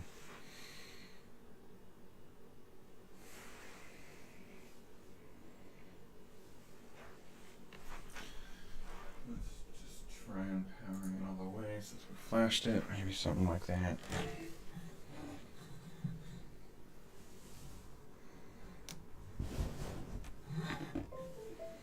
I don't think that matters, but let's see.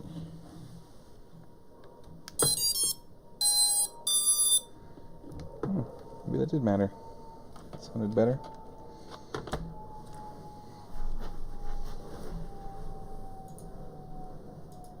Looks like all four are working. Cool.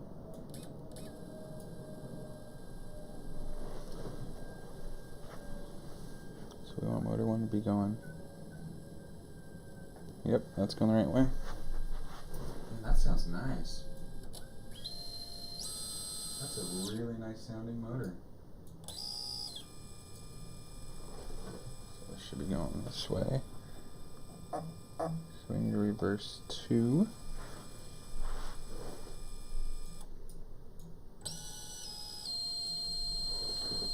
Reverse 2 and 3.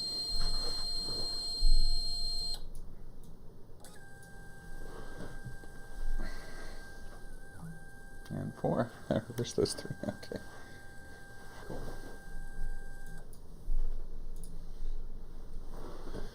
Alright. Get to see that's working right away there. That's an easy one to fix. Alright. Let's switch it to full cam.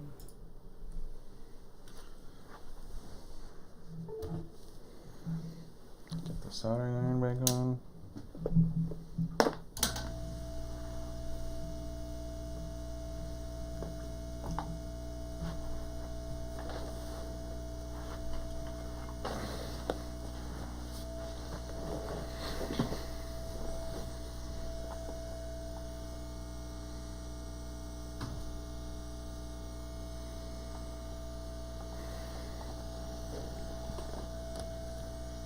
Man, these sound great. I'm stoked to get this going.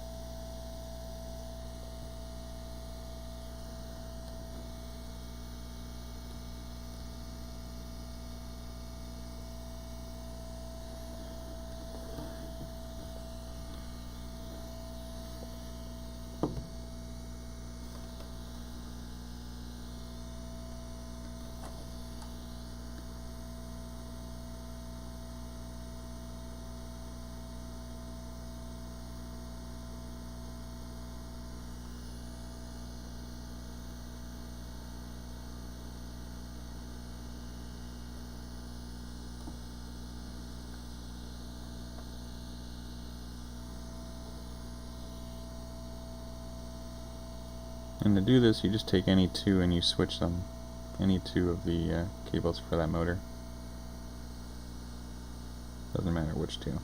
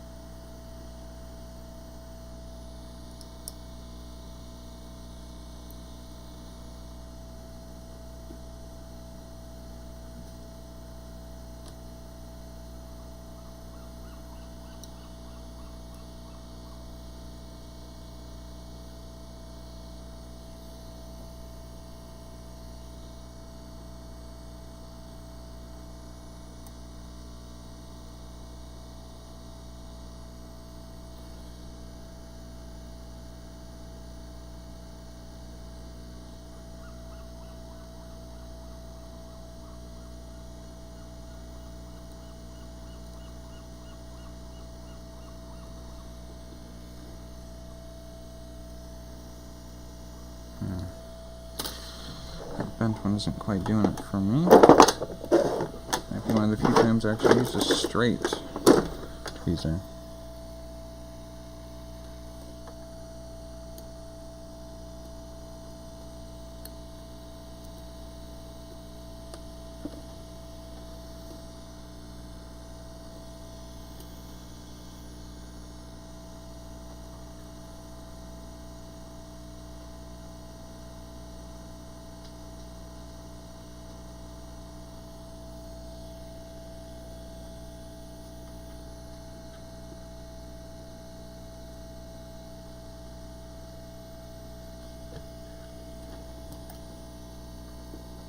A little close to the other pad, so I'm going to try to scoot that over just a little bit. It's being a little stubborn.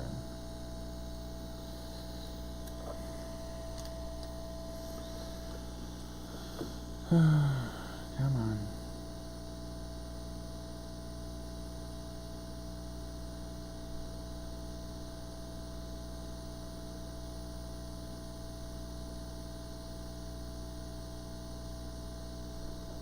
There we go.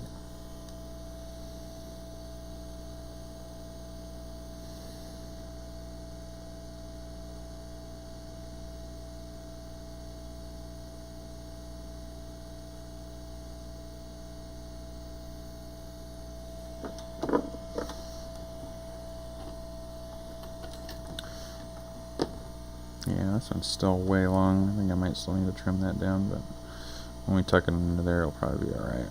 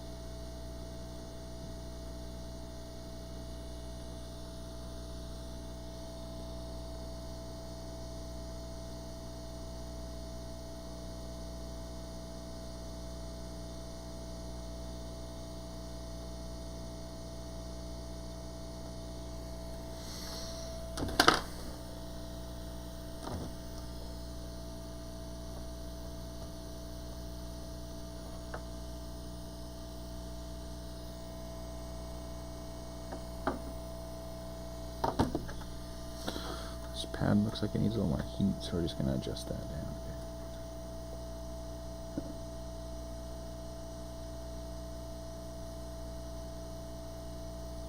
There we go, that's better.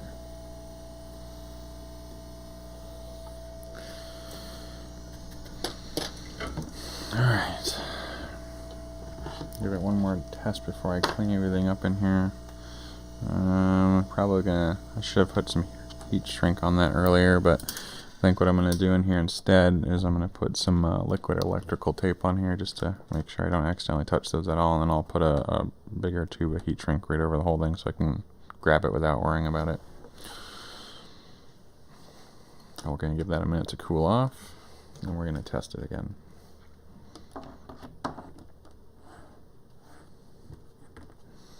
And once we get that all tested, we'll start kind of tightening things down a bit into position here. We'll continue on with the camera and the video transmitter and receiver.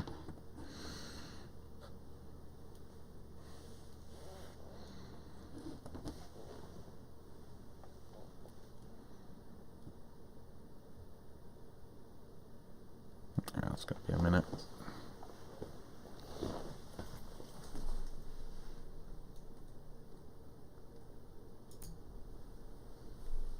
Alright, it should be cooled down now. Let's do this a test. Yep, nice and cool. I see that wiggle and that vibration, that's good. Anti-vibration.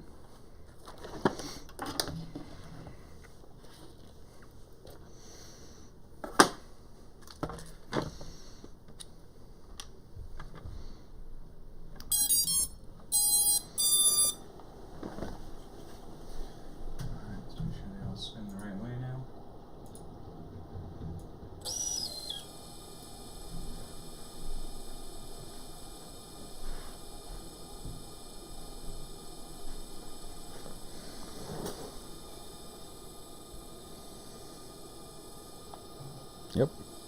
All spinning the right way. Man, those motors sound great.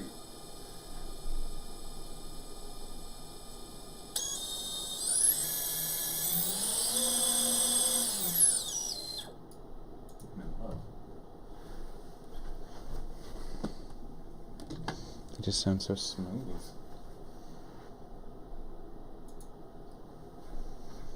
Alright, let's hook everything else up now. On to the fun stuff.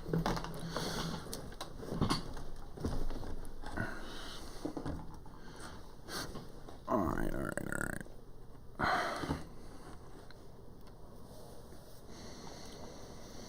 So let's get this guy out.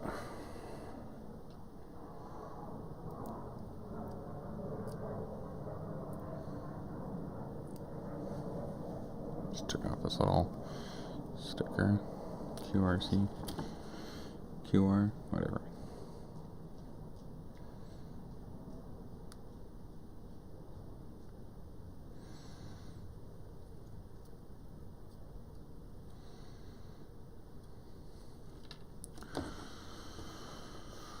Okay.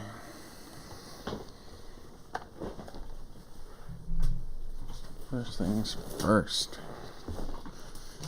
We're gonna need our soldering iron again. Let's turn that on. I need some screws for this guy here too.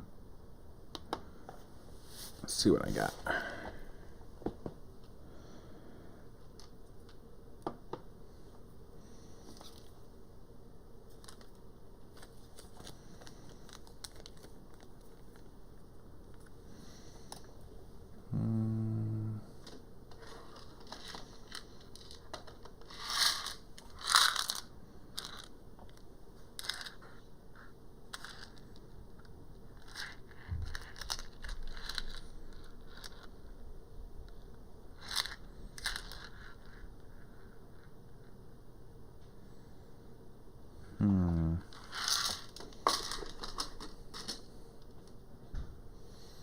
Some really fine screws for that guy.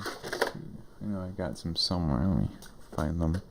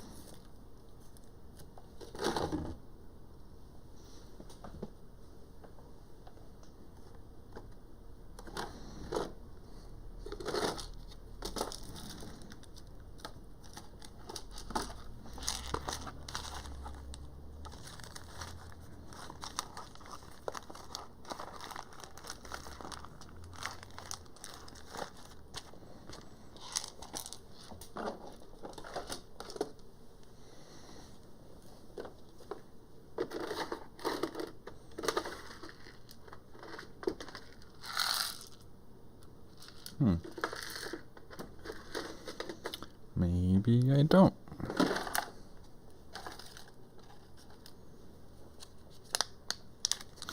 I do have another XM Plus in here for I was using for spare parts. There's the clear heat shrink it's supposed to come with. We're going to use that. We'll need that. Alright. See what else we got in here.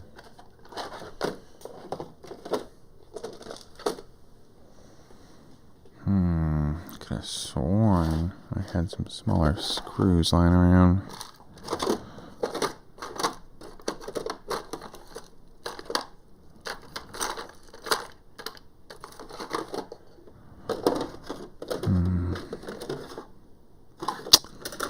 Somewhere. One of these millions of drawers.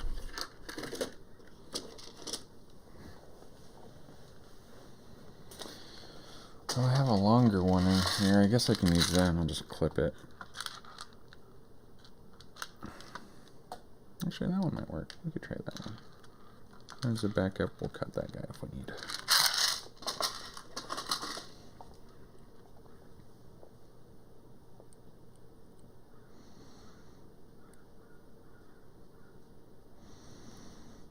Seems to be the right thread pattern. That's good. Make sure this one works too. Which it does seem to. Alright, cool. So these will work.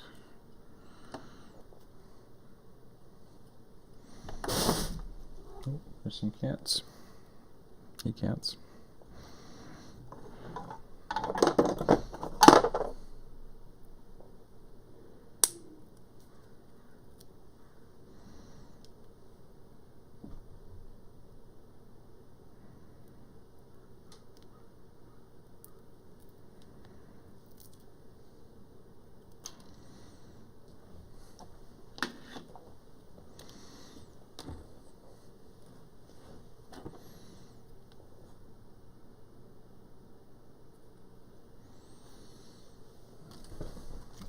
A little easier to read on this thing. So we have our S bolt, S bus, 5-volt ground. Okay. So all right there, S bus, 5-volt ground. And on this guy, we have our S bus 5-volt ground, so it goes in the same order this way. So we'll solder them up like that and heat shrink it right there, and maybe some double side tape just to stick it right on top of it like that. I'll keep all that together. Okay. I gotta figure out how I want to mount these antennas on this though. Usually what I do is I'll run them along like the arms or something like that just to keep them protected in a crash. Probably gonna do that.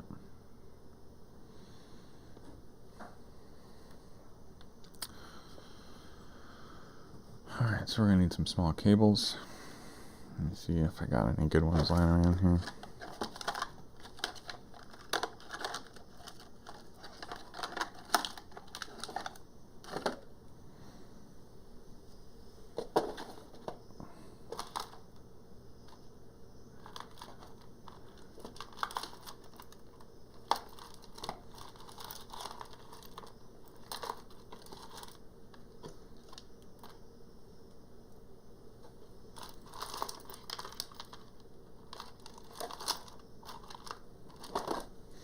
I got these 3 from something. These will work nicely.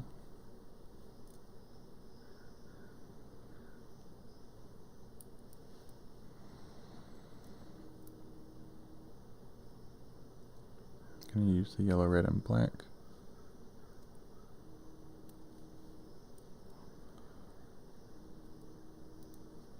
Alright.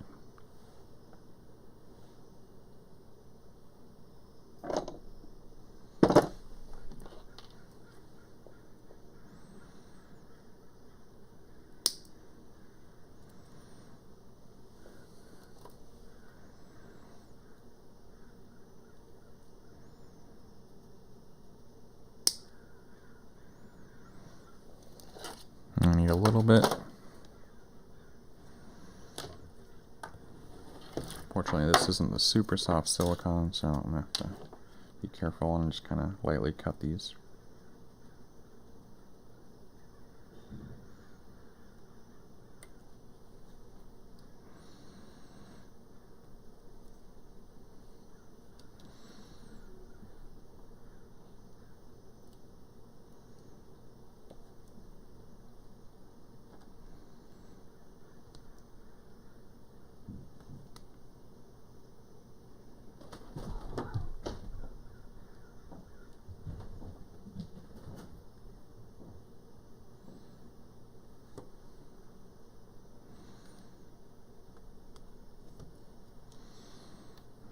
Okay.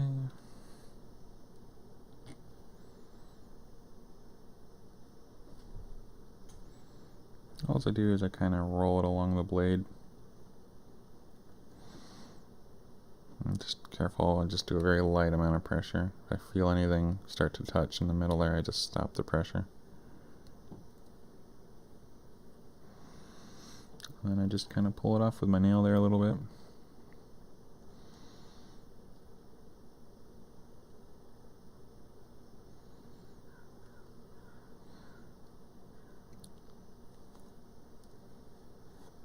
It's pretty easy.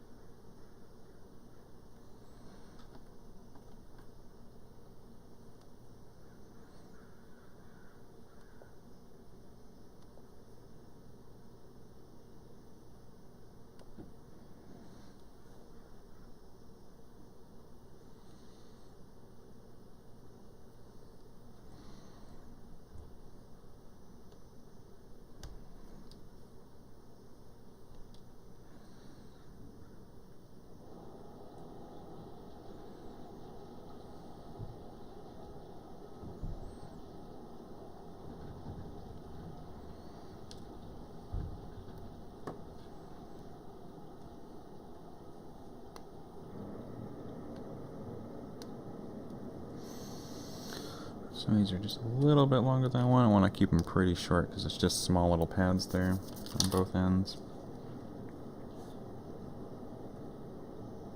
I'm probably going to clip this just the tiniest bit. There we go. Just tidy them up a little bit. So what my cable looks like now, it's just a little bit of silver on the ends.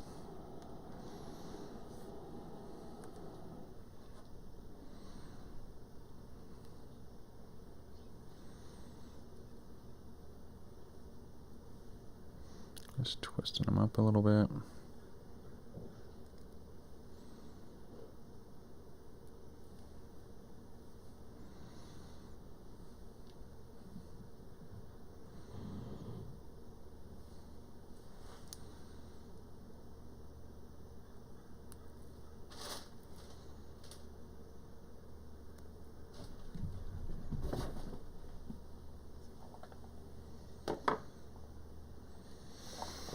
Okay, now to soldering.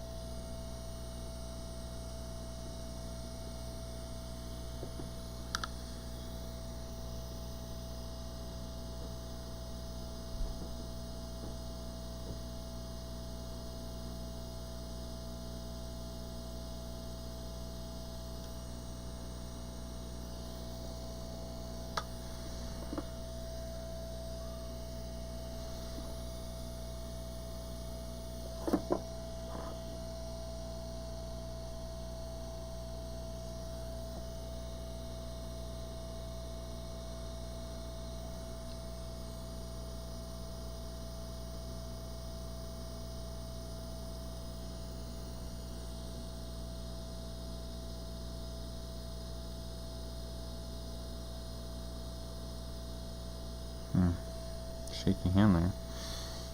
There we go.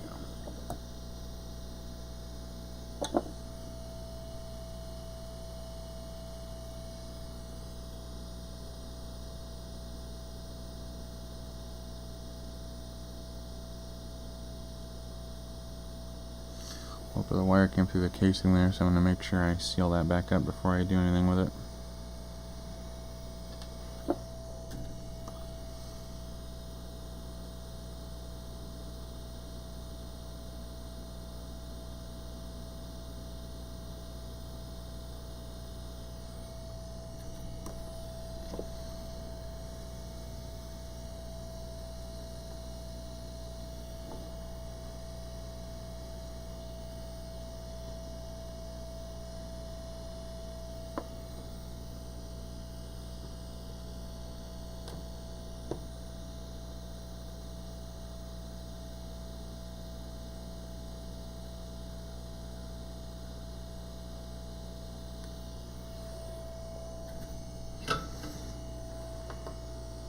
Alright, let's seal up that positive cable there. That's not good at all.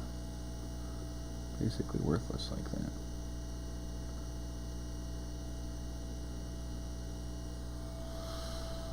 This is Bondic. Comes out clear, and then you hit it with ultraviolet light on the other side, and it dries pretty much instantly. Good stuff.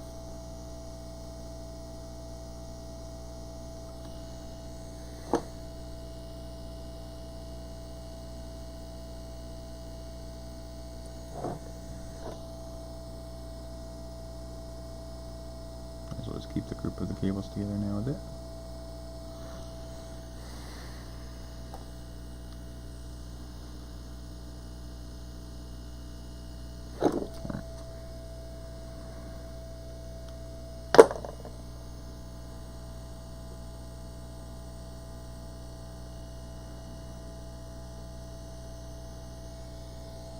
Product didn't quite dry there. Needs a little more time to cure. I think the battery's getting low on this thing. Yeah.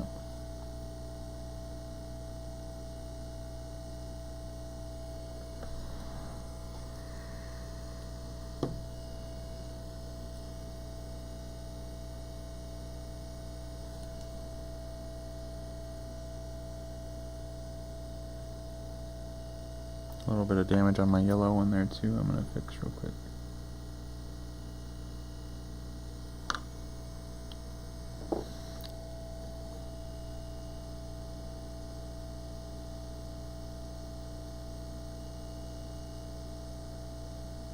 Crummy cable quality. Oh well.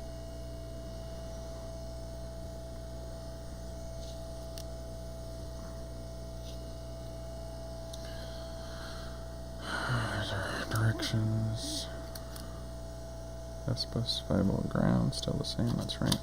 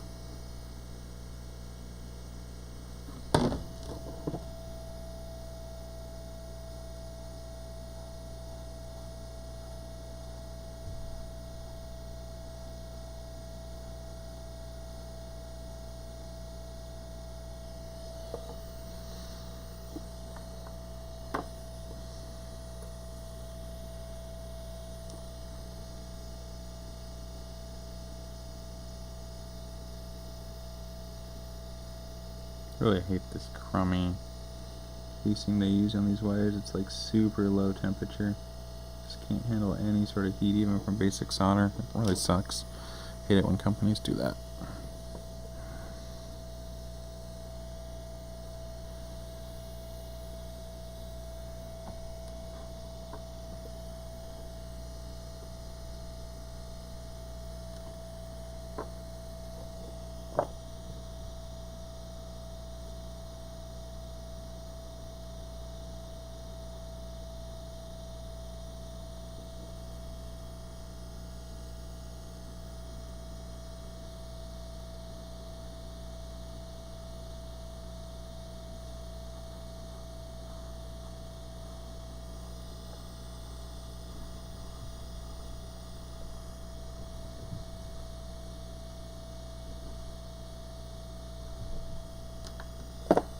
You see right where I touched the casing right there, it's all melted again.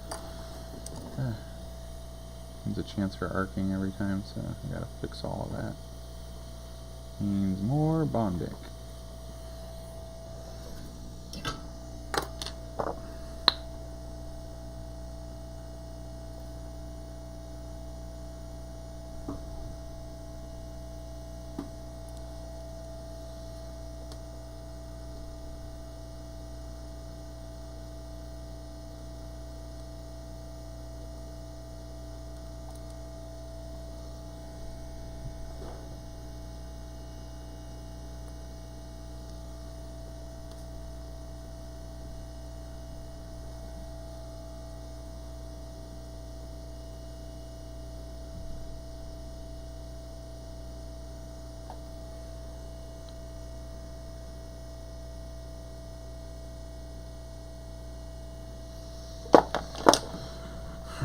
I do the camera and the VTX.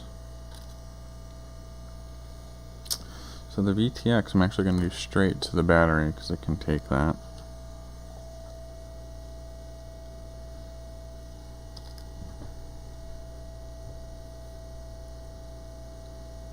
I always got to figure out if I want to do audio or not.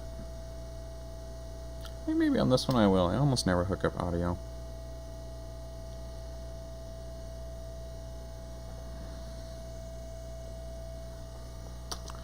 Got my wiring.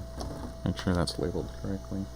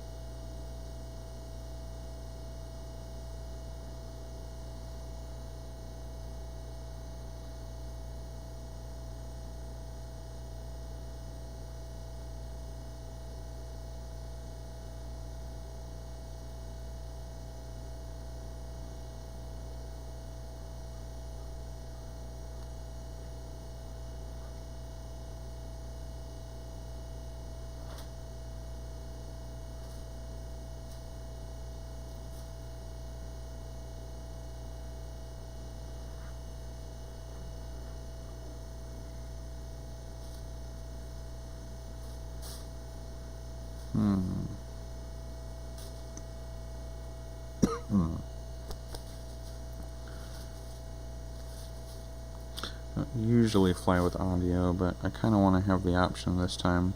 Let's turn that off.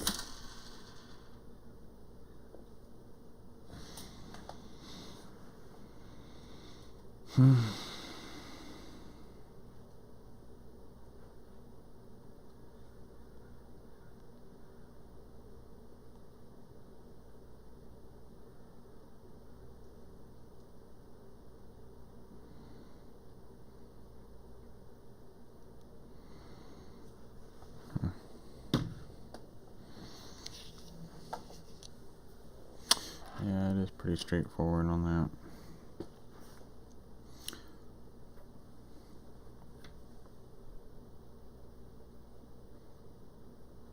It's audio, telemetry, video, 5-volt ground, and positive straight to the battery. So this 5-volt out is what that's for. So that would be if we want to run like our camera or something off of it. But we're going to run the camera through the filters on the board so the video is nice and clean.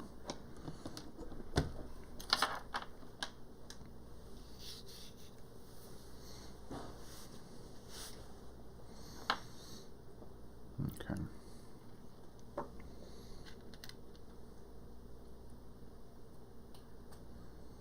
It always just weirds me out that their audio color up here is green.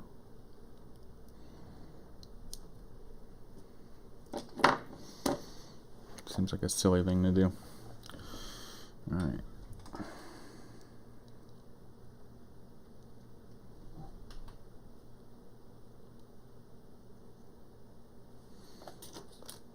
Give me a few of these cables too, that's kind of nice of them. Alright.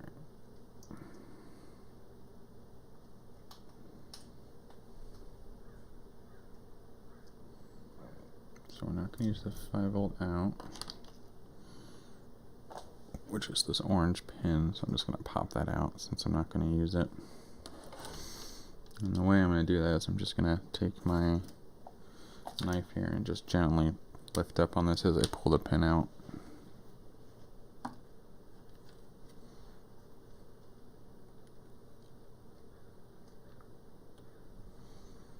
It's just a little plastic thing, pops right out like that. Super easy. Okay, so then do we want to use telemetry? It would be kind of cool to be able to change that stuff, but we have USB on the side and I can change it from my phone with my Android app, so probably not going to use that either.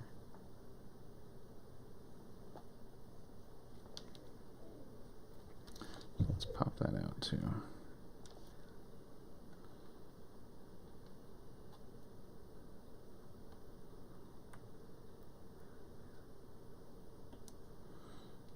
bothers me that this cable is green, so I'm actually going to change that with the white one.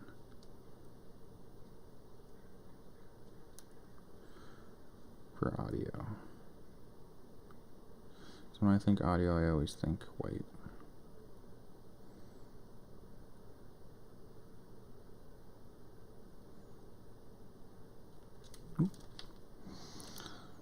Let's fix that.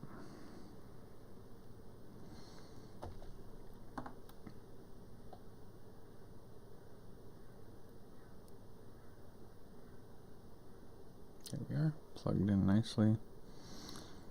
It's not going to come out. Alright, so now I have a custom cable here for the Tramp with the wires I actually care about. That's going to be my battery and my ground, and my video and my audio. Perfect. And so now I just got to figure out where we're going to have this secured in the craft. We have all that room. We got the camera pretty much taking up the entire front end, so that means I might get a mount eventually to mount my run cam on there. But for now, I think what I'm going to do is I'm going to zip tie the Tramp to the top of this right here. Something like that. Maybe I'll put a little foam pad under it there. And that way this can hang out back here when I have my little antenna mount. Yeah, I think that's going to be the best course of action. So let's do a few things here all at the same time. Figure out where to mount this guy. Let's just set that off to the side for now.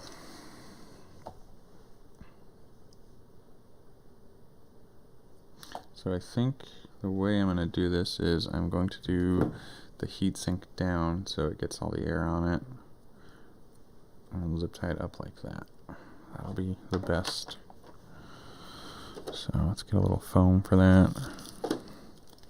Actually have some left over that got sent to me with something else I bought. So we'll use that guy. Oh, they're little miniature landing pads. Oh, maybe I'll save those. I don't know.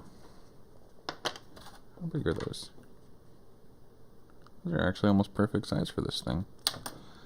I'm going to use these. Awesome.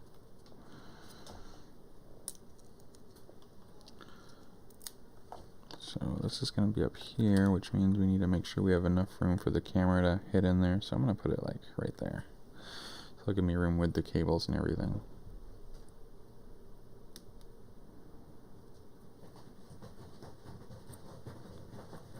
Yeah, that's perfect.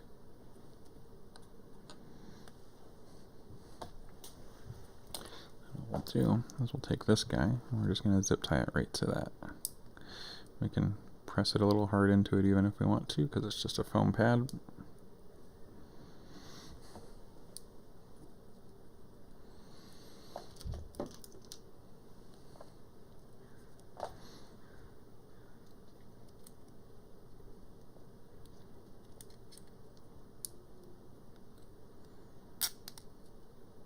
Pull that back just a little bit there so the cables have room to come out of it. Alright. I'm going to crank that guy down.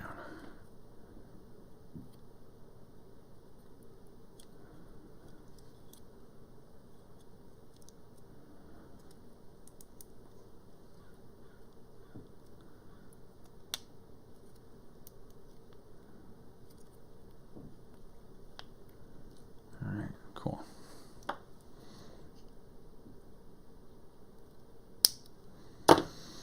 Awesome. So now that'll sit like that, and you can see we still have tons of room on the inside there. That'll also make it so we have lots of play for the thing back here. Okay.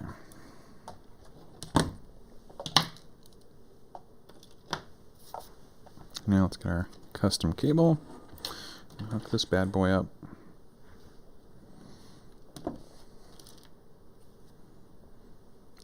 I'm going to leave the full cable on, I think, since that's going to be right there. We're gonna have that bend around. I don't really want to clip this guy. It's just a little bit of cable. I can like zip tie a little bundle of it together or something. If I was really going for a super clean, I'd probably trim these way down. But we're not doing that.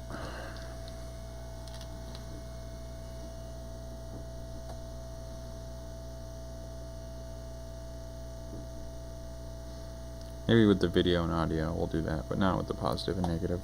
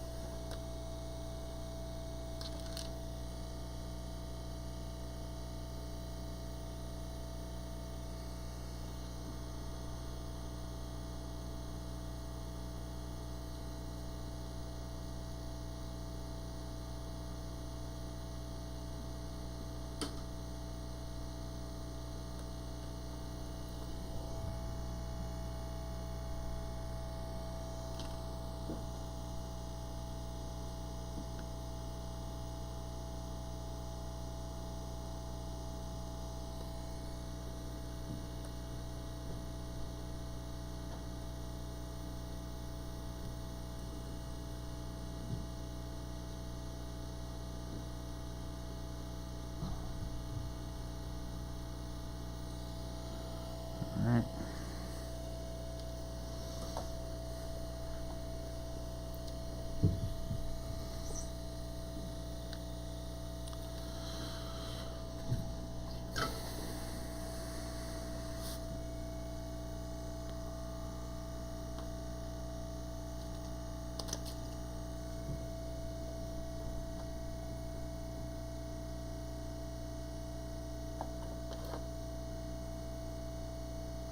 This camera can also run off battery power, just a little note.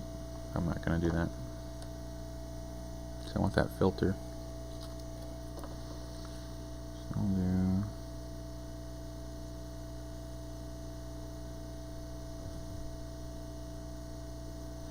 So this one is actually going to go a little different than the other one. So we go video in.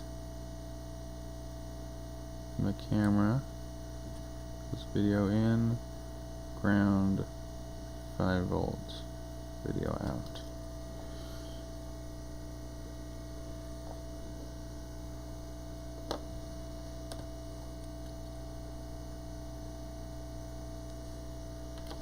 Let's get the camera mounted in there too, actually, so I can see what I'm working with. We'll turn off the smoke there so you guys don't have to listen to that smoke sucker.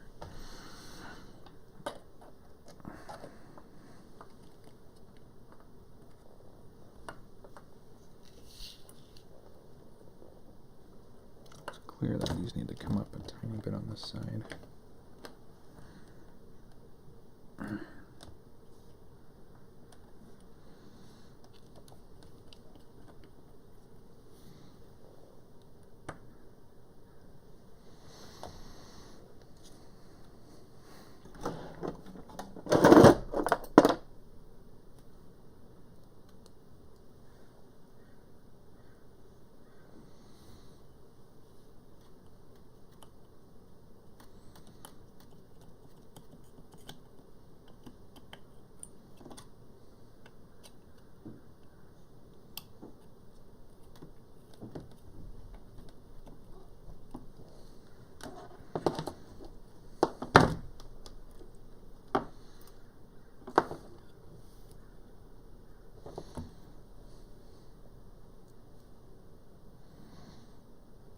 Well, this build was a lot easier with this camera than the Talon. With this camera.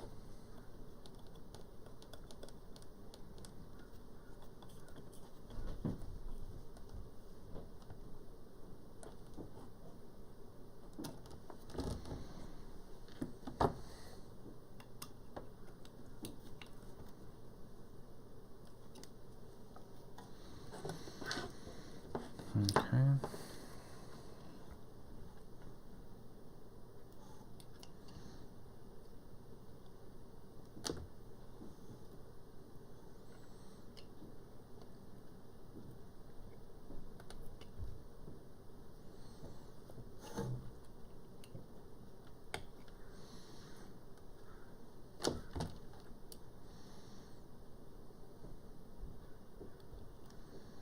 I'm gonna give that a little bit of slack in there, so you know, in case we crash or something like that, it's not gonna rip out.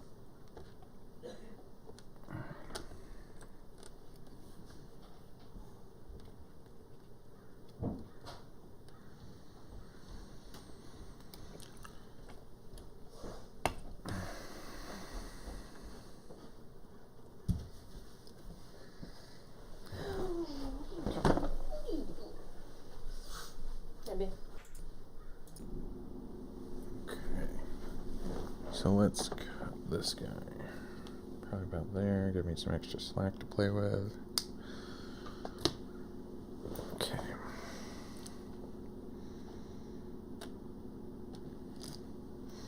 Really digging this look here. We'll see how it compares to the Talon or the Chameleon up there. So there's some really good frames too.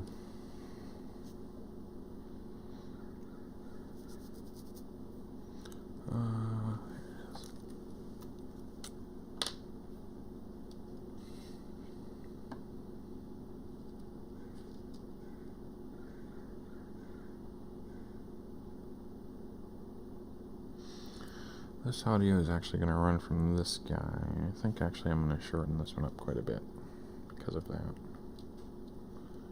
I'm actually going to just clip that right there. I'm really not a big fan of having to get two pieces to intersect, but it is what it is. Or join, I guess it's a better word, join the cables at cables.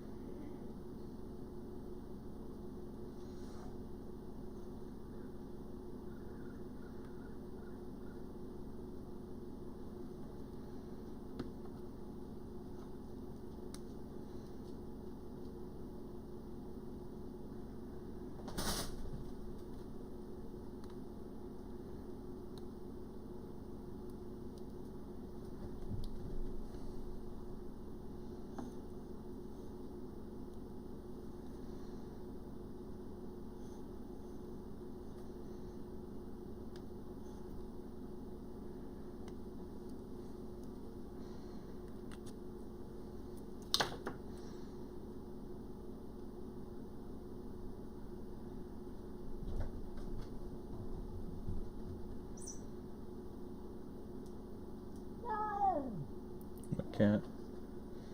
Ooh, play nice together.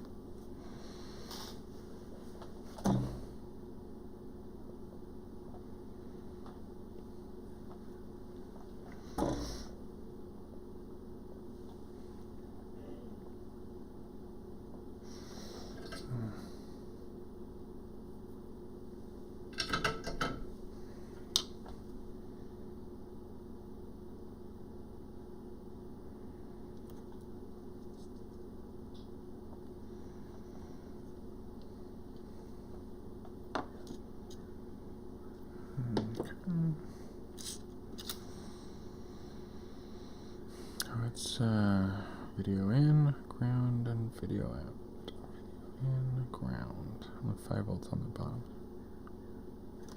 Ground after that. Ground. Alright. Let's do it.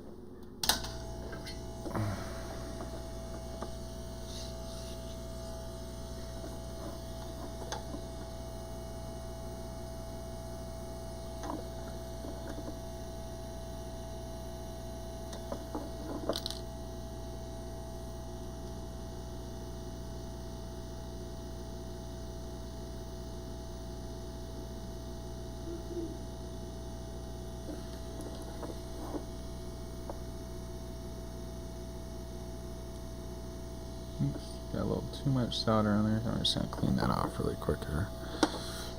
There we go.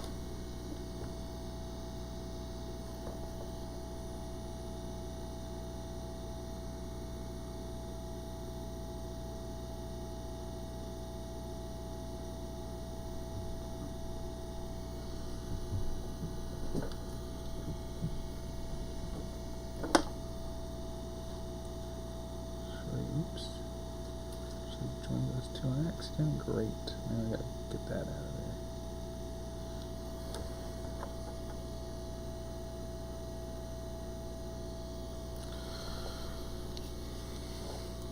Accidentally got those two to touch in there.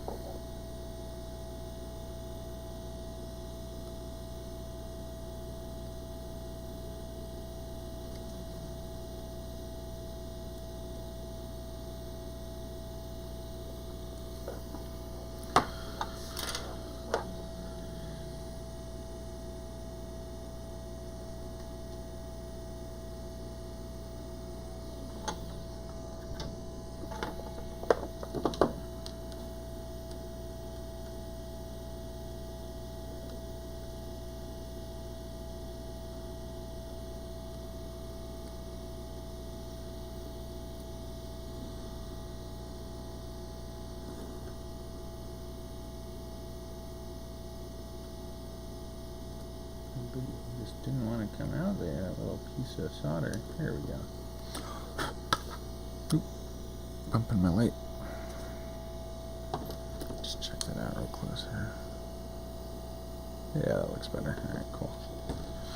Yeah, it was fine, but I realized I want to do it this way so the cables come in instead of sticking out of the craft. So that's what I'm going to do.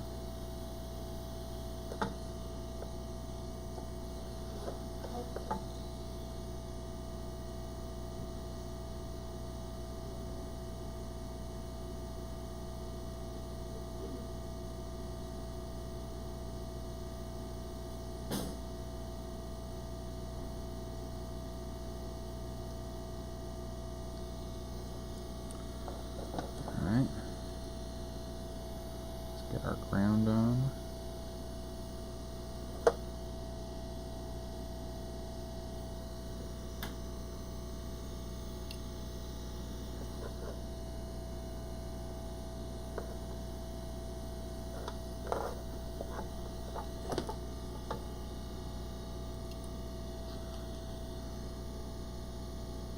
Just a little bit of solder there.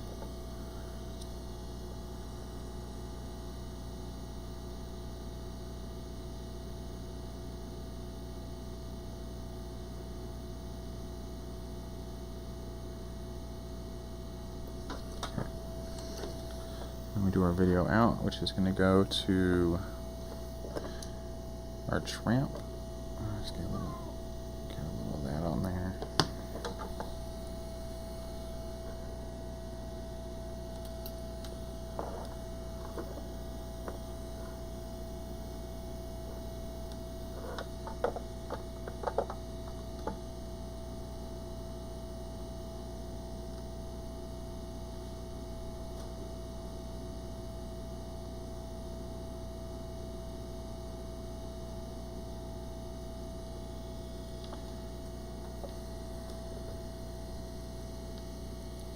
Let's get our 5 volt to our camera.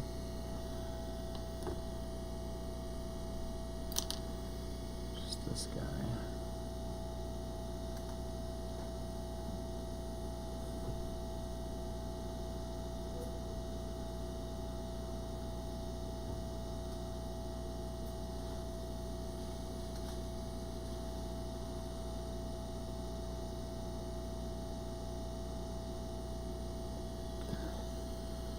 I just want to make sure that's pretty sturdy on there in the event of a crash.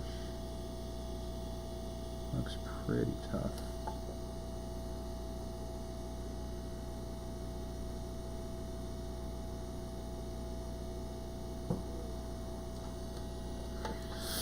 See a little bit of a piece of solder again sticking out in there. I'm just going to get in there and clean that up really quick here.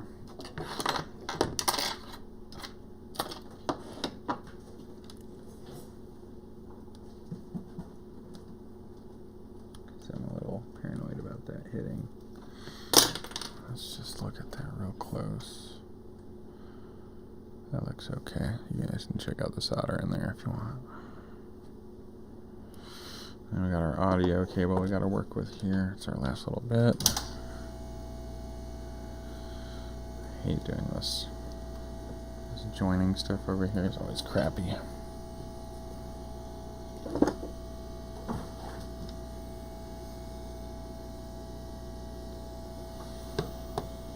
Let's see here.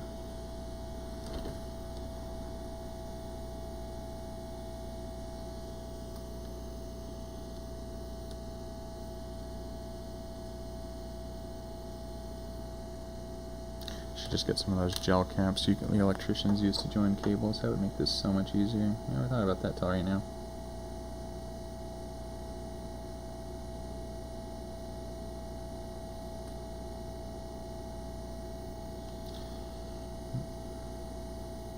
Come on. You guys want to be buddies, get together.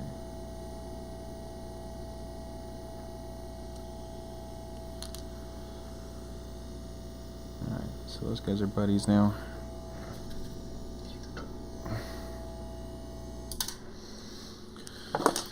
And to help keep them together, we're going to use Bondic. And that'll also insulate all the electronic there.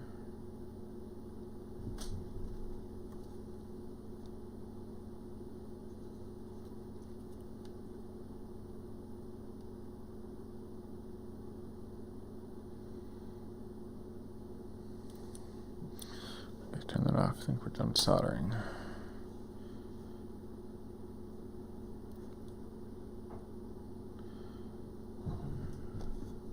Make sure I got it all the way around.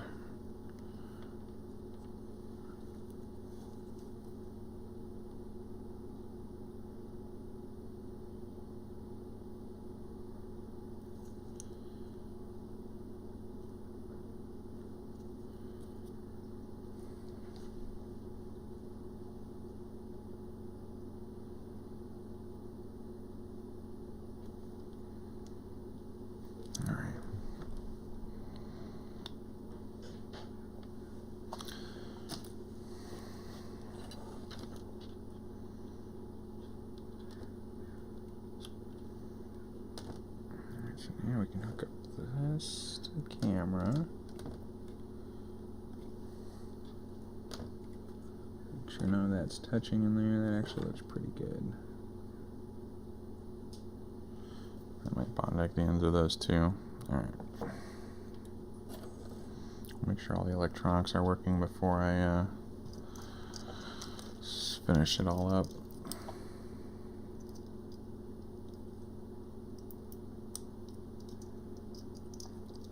Just make sure you got an antenna on your transmitter before you test anything.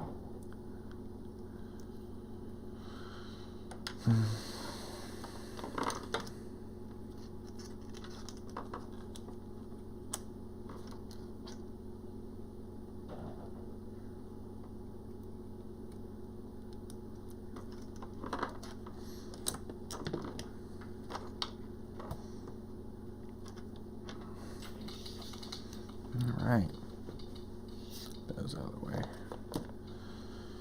So let's get a battery, let's get my tester out, a little video tester. Where did I put that? Oh, here it is.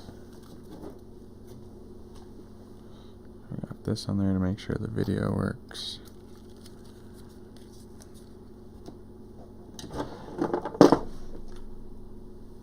We still got to do our, oh, we're not done soldering, we still got to do our buzzer.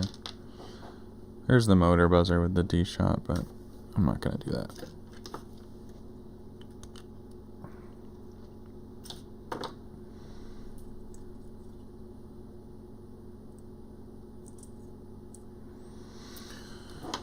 Alright.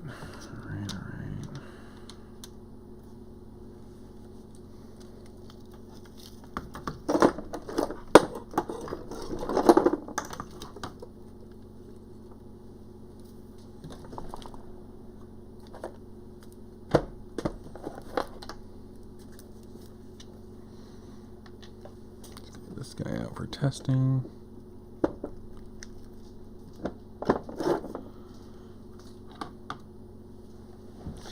Get my wand out so I can set the channel on this thing.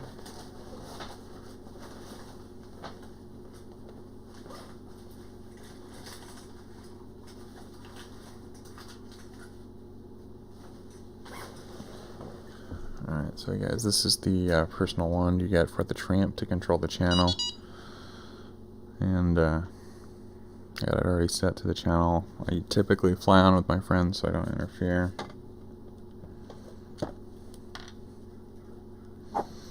Just so I don't have to listen to any beepers or buzzers, I'm going to hook the USB up to this too.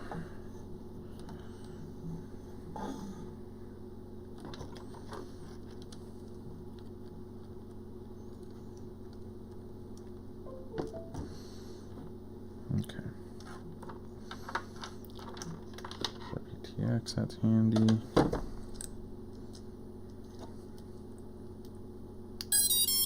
No smoke.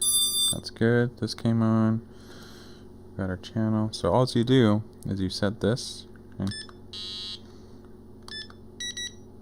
There you go. Now it's on the right channel. You can see that came up right away. And looks like that's working perfectly. I'm going to move my OSD over just a little bit on the sides here. I can see those aren't quite right. And I also have to move them, looks like maybe up one. Can't quite tell. So let's do that real quick.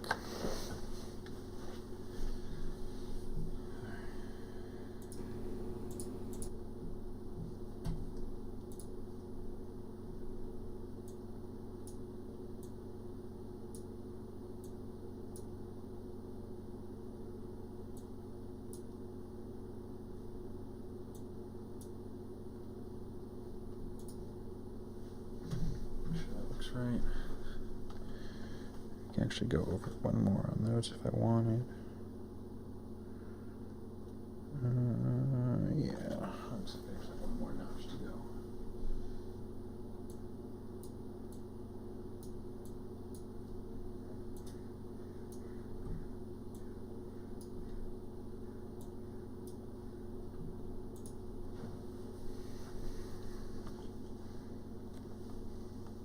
Yeah, looks pretty good. Alright. So now we know everything works. Hook that guy. Hook that guy. Disconnect. Let's go back to full screen for you guys. Cool. So now we know everything's working. Good. Now we can finalize all the wiring here and stuff. These battery caps back on.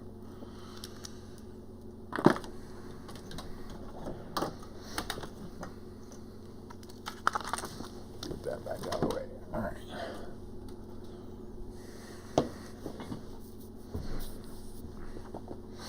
Got a few things we gotta do left here. That is one of these is the buzzer. That was over there. So we gotta get this guy hooked up.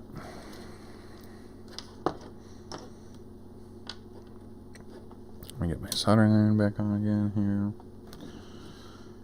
And then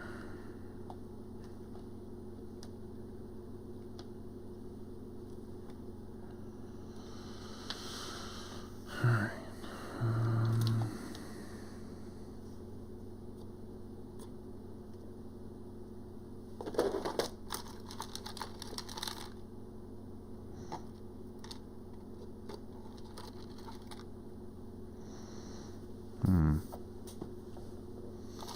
See if I can find some wires I like for that.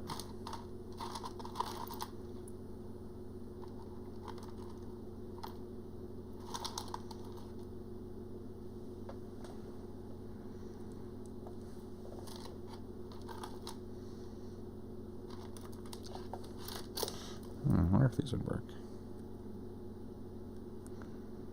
Actually, yeah.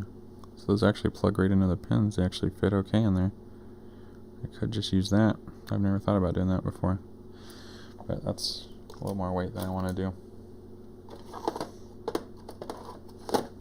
So I don't like to hook these straight up to the pads just because I found that they bend and break and sometimes they pull the pad with them when that happens. So what I do is I just take a little bit of cable, just a little bit.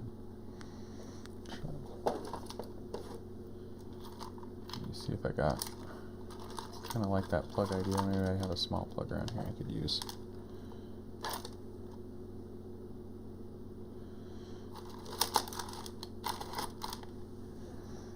Nope. Alright, well, I tried. Okay. I'm just going to use a little bit of cable here to do this. That way it has a little bit of room to get thrown around in there in case it crashed or something.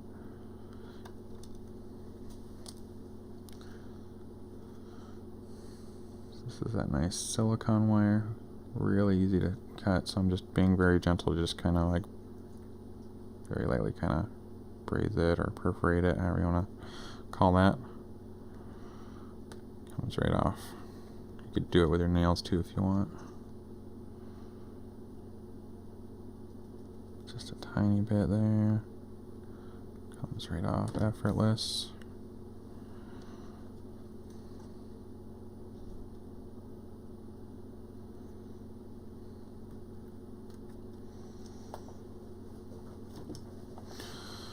Alright, so we have our buzz positive and negative right there. Alright. Back to soldering.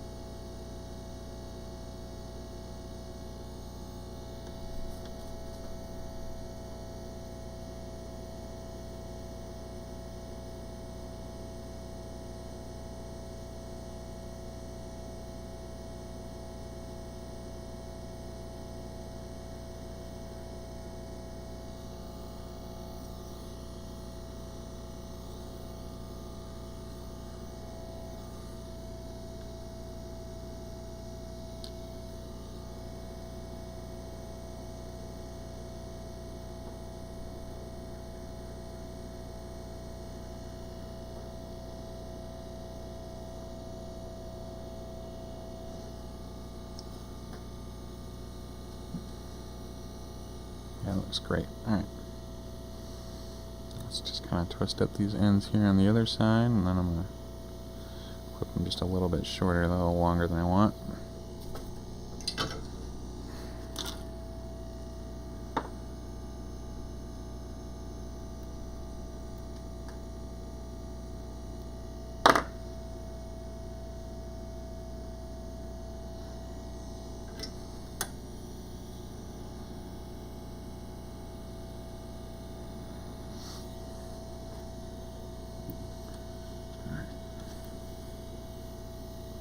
Pre-tin those a little bit.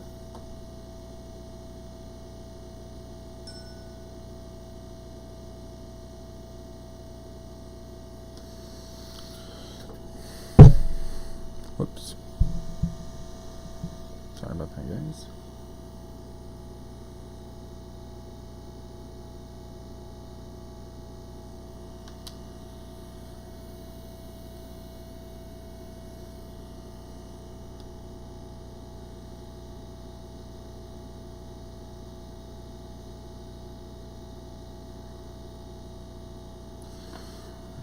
Pretend the other pad a little bit more. It's a tiny bit on there, but I want more. It's kind of a tight solder.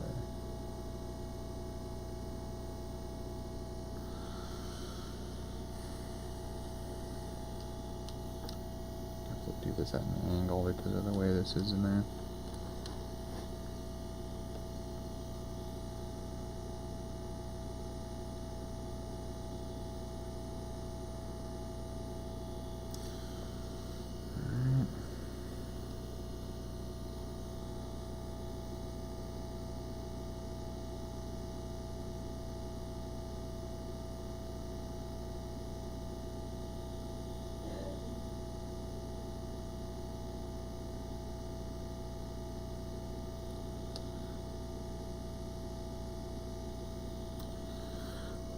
Alright, there we are. So now we got our buzzer, our positive negative buzzer. Awesome. Yeah, I'm fairly certain that's all the soldering, so I'm going to close this back up.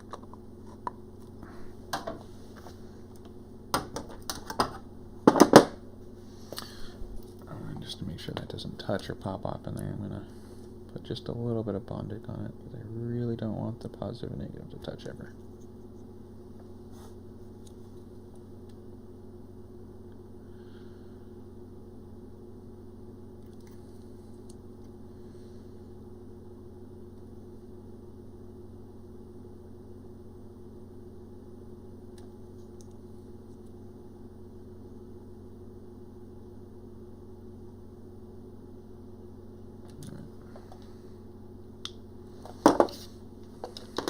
Cool. I just have a few little touches to do here too. One's going to be popping my wide angle lens on this camera, and then actually the first thing I'm probably going to do here in a minute after I get all that mounted up is I'm going to make sure we tidy up that XT60 there so there's no wire showing. But first we need to drill out or Dremel out something. Where did that carbon fiber go?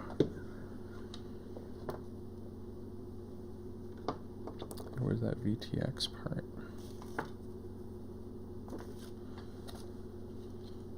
Camera over here.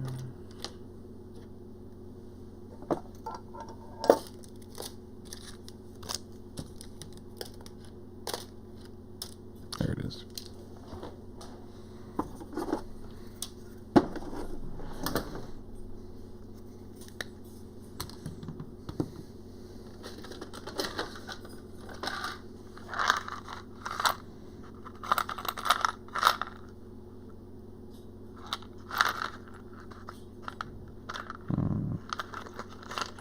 Looks like I had a piece that broke off in there. Rebecca, I gotta go find my Dremel kit. So we'll take a little break and resume it here in a second.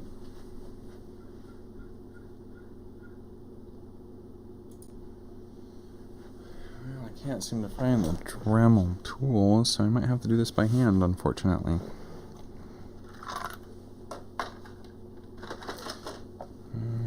Don't know where my bits are.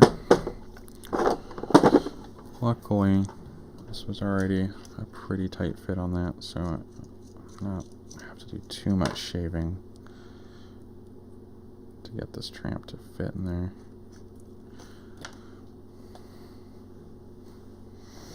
So we'll just use the cap was off.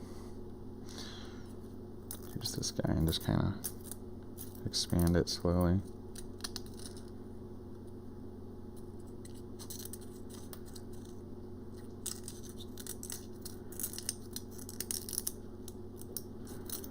Time to change the blade after this for sure.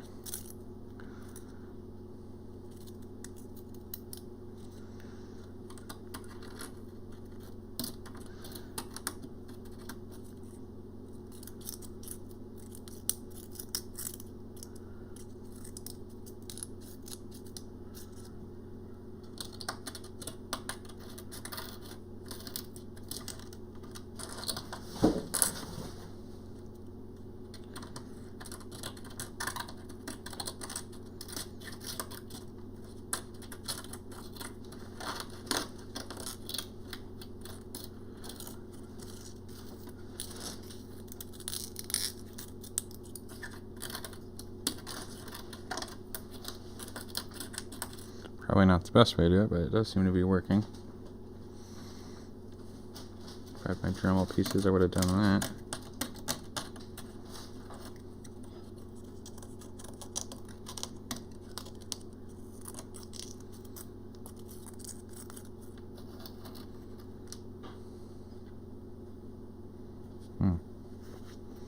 braid that.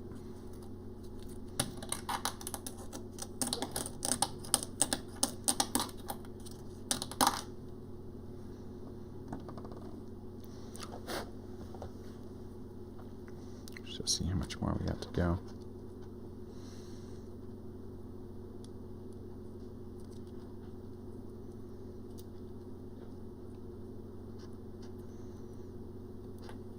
Not too much, actually, just a little bit.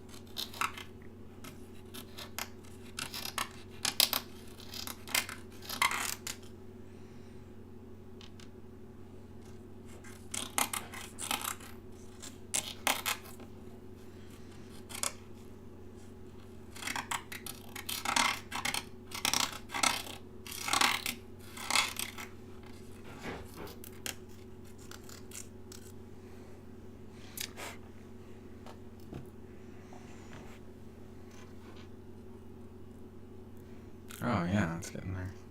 It's coming along. Ooh, getting stuck though. Alright. Cool, almost there, almost there.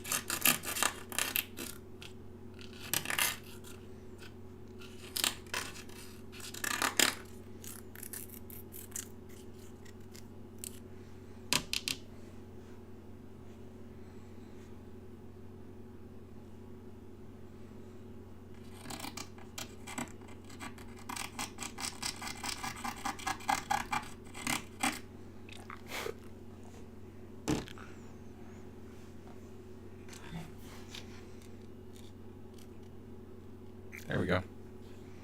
That fits perfect. Let's clean that up. I don't really want carbon fiber all over my desk here.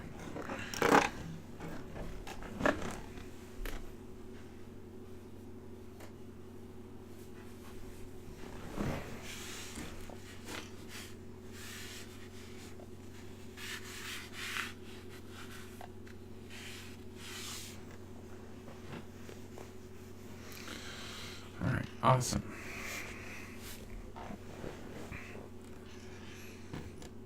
Alright, so we got this there.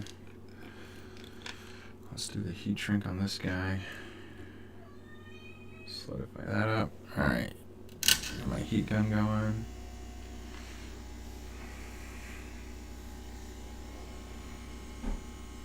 Oh, I should have put heat shrink tubing on this too. I'm messing up all over today. Sorry, we're going to do the liquid electrical tape. Pretty cheap stuff.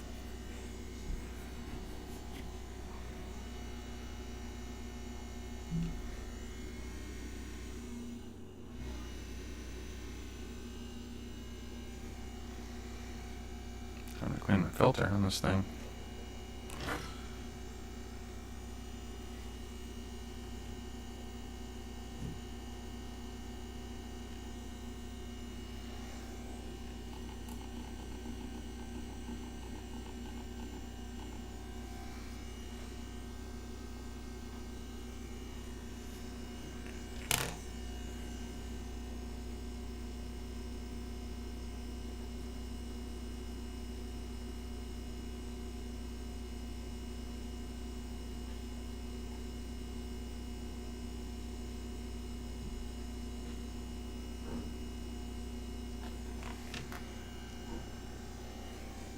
Temperature up higher.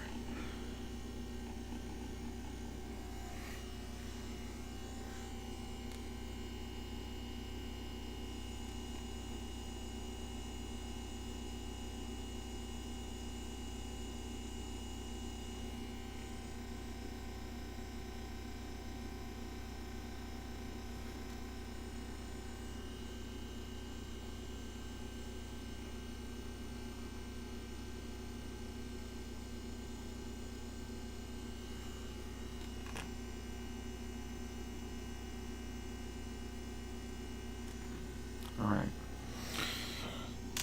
Let that guy cool off.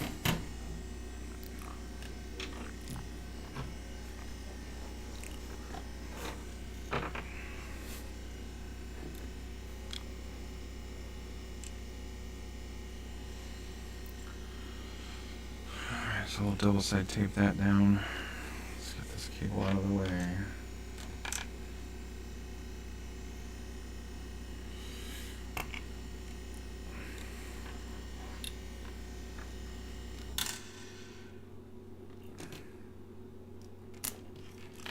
Run this cable through that guy.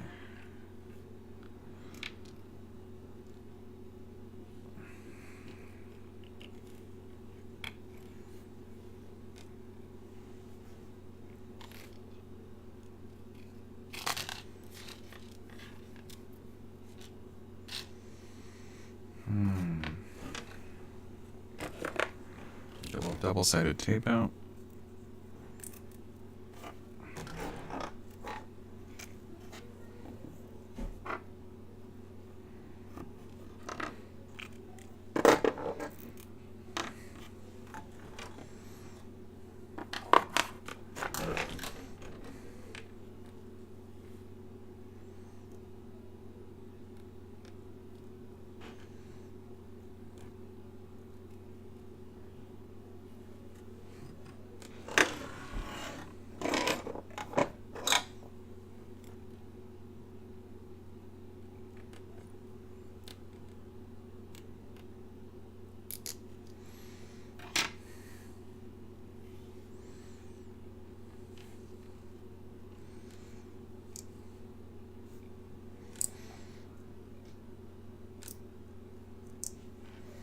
That one flopping around. Okay.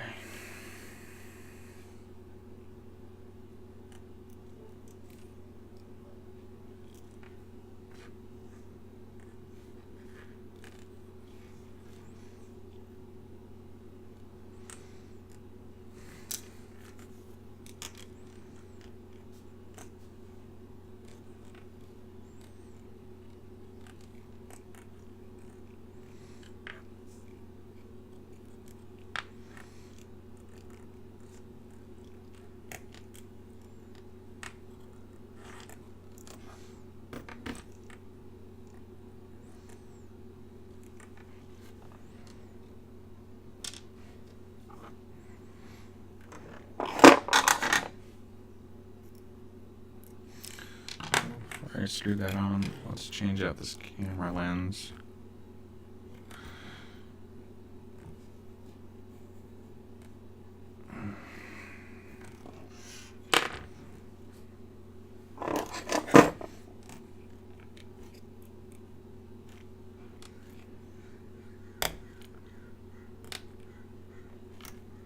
Boy, that guy's really on there. That ring.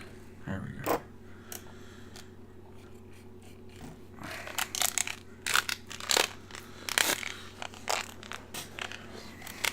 This is just some, it says Victosia lens, just an IR block, super wide. I think it's 170 degree. What I like about this particular lens, though, is it has, oh, let me do that away from the mic so you don't hear the crinkling so much. It has a really good up and down as well as side to side radius, so it makes it really easy when you're flying low to the ground. Even at an angle, you're getting a really good up and down view of what's in front of you. So it makes landing a lot easier, taking off, knowing where exactly the ground is when you're at that angle. You really get all of it. So, and what's above you too. just all around, it's just a really, really good lens, and it pairs really well with this camera, I find. It also works on, I had a Swift 2 that it would fit on. It wouldn't fit on the Eagle 1. I don't know if it will fit on the Eagle 2 or not. That would be something to think about, but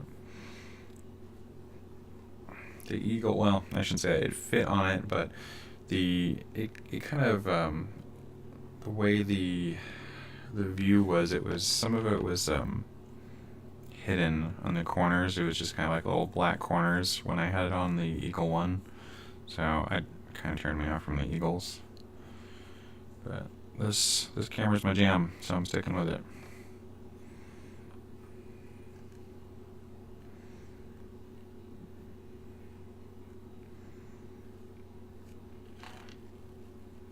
If I was going for a super, super light build on this, I probably would have done a micro camera.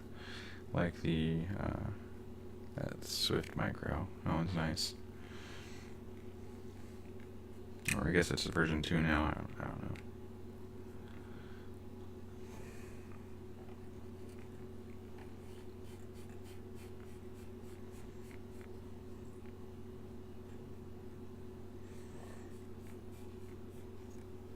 I'll have to tune that to see what that looks like. Just put that in there for now. Got my stock lens drawer,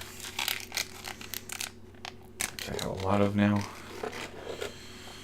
Alright.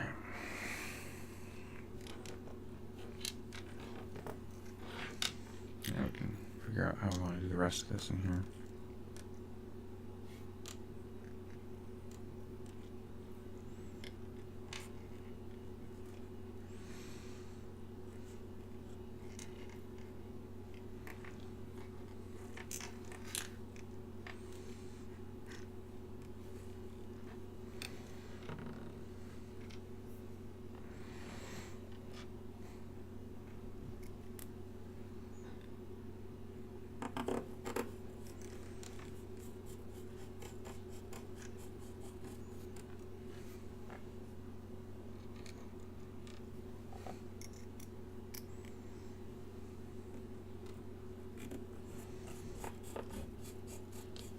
Like that home stretch of the build. So let's tape that guy down a bit more.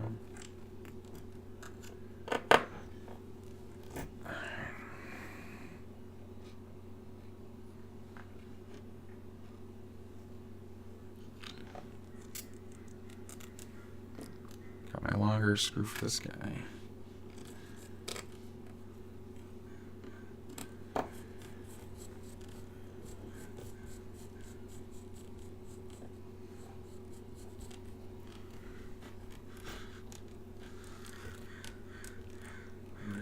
Crank down. I don't want this to move at all. I already know I'm going to need some washers just because this thing is crazy long. Let me grab some nylon washers or something here.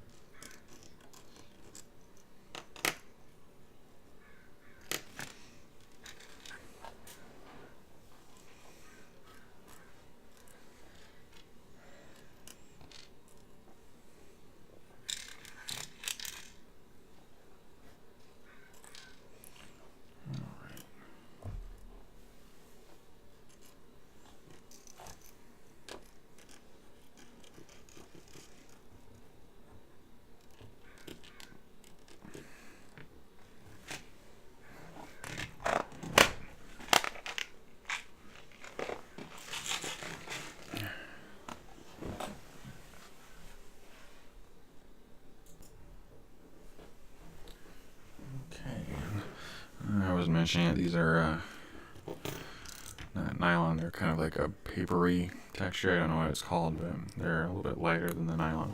The camera lens fell off there. Cap. So a little bit lighter. Makes this nice and tight on there. I think this will go good with a stub connection too. I might switch that out later, but for now this seems okay. Okay, so this guy I don't know about though. I could probably put it on top. Maybe I'll leave it off and just leave the cable hooked up somewhere. I don't really want this to get smashed up. I'll just plug it in when I need it. Or maybe I could put it in somewhere under here. That's a tough decision, I don't know. I don't know what to do with that for this model.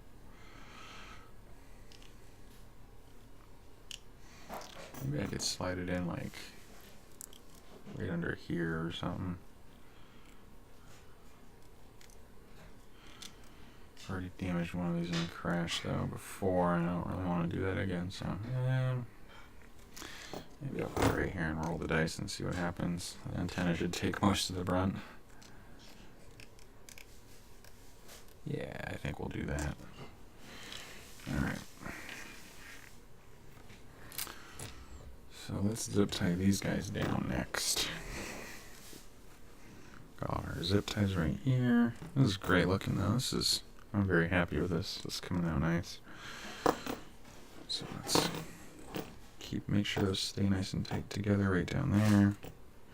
Also gonna zip tie this guy down so he stays down. So let's do that.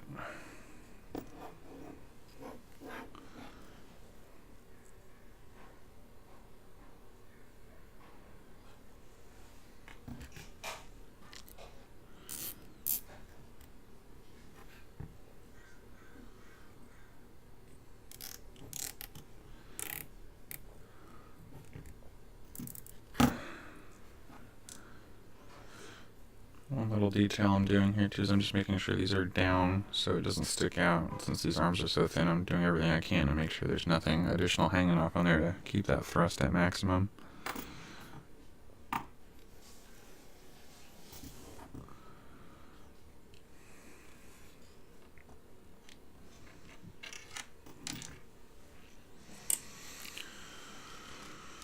Okay, let's get this guy out here.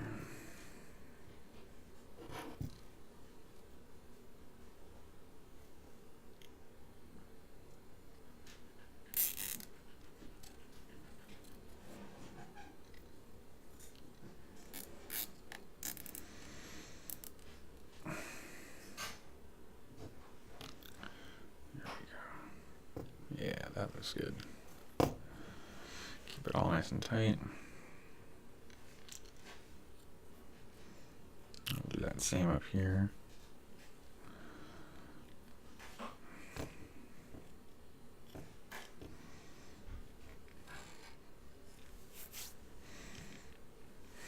That's the maximum angle I can get on this, so it's going to be like that. Luckily I got that wide angle lens on it, so that'll be alright.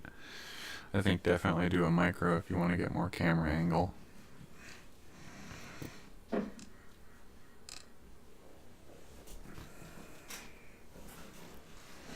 I don't know if you can use some of those wide angle lenses on it. I'm sure there's a product for them though. You know, if you got money, there's a product, that's for sure.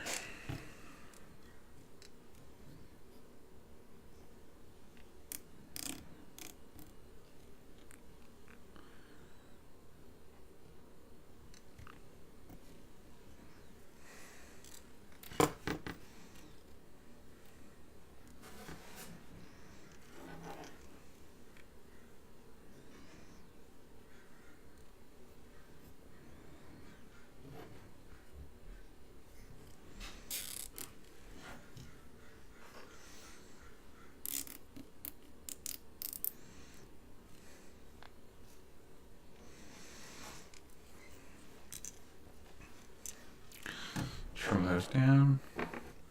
That way it looks like I know what I'm doing when I make these.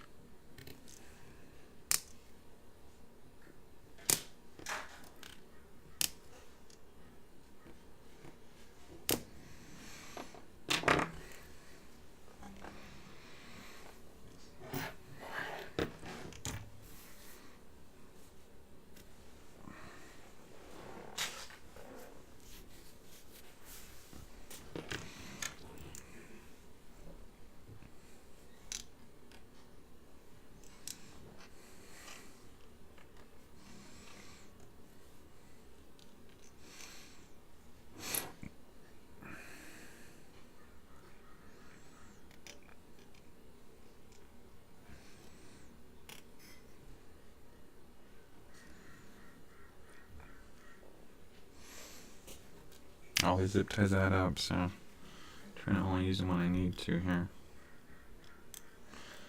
Well, it doesn't sound like much, but they really do add up.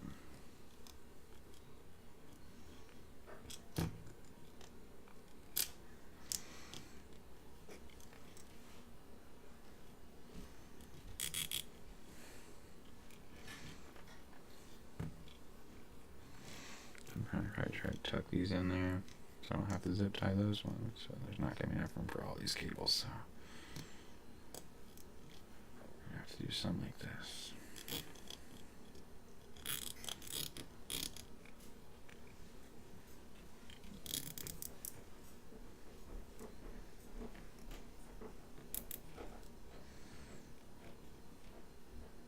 That's fine. That should be fine like that. All right.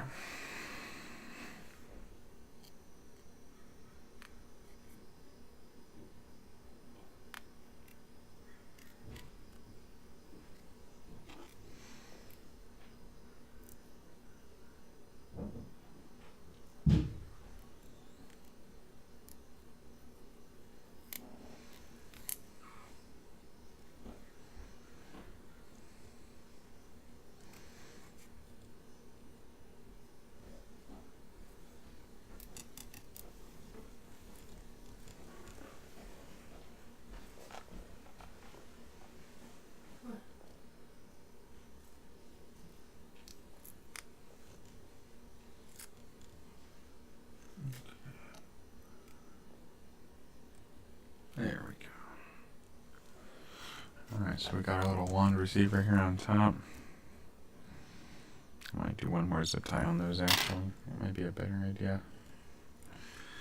To help keep that on. Actually, it seems okay. Even with that double side tape, that might be alright.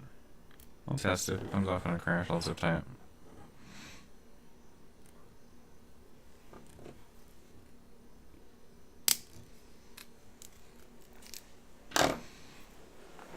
Alright. Really don't like these cables sticking up there. Maybe I will tuck them in. Just make it work, you know? I think that's what we're gonna do.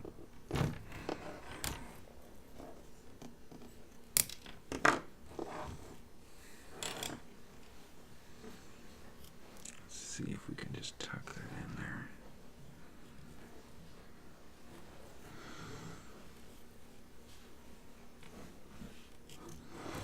Yeah, looks like that might work okay. Help it along in there. Go on, get in there.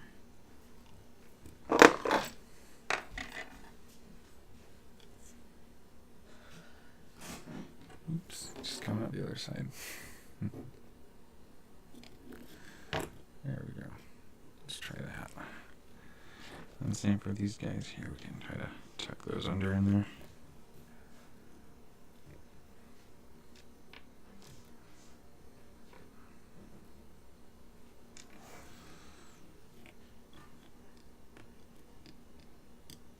There we go. Okay.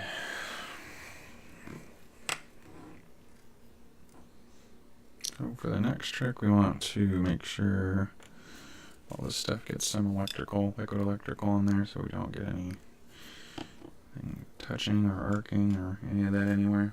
So I'm just going to paint a little bit on this here, on this connector, right on the battery terminal. This does great. It takes a little while to dry though, but totally worth it.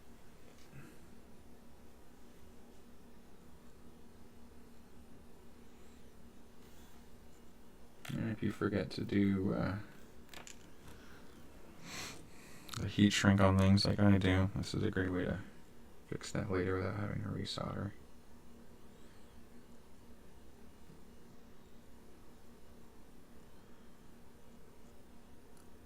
I hate undoing my solder myself. I don't know who else is like that, but I'm sure quite a few people don't like it.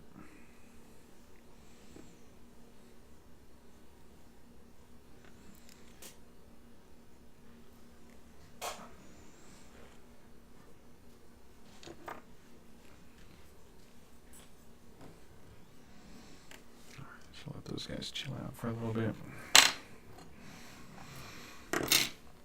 We'll turn our attention to the XT60. I need some of this for the top side, let that dry, and then we'll do the bottom.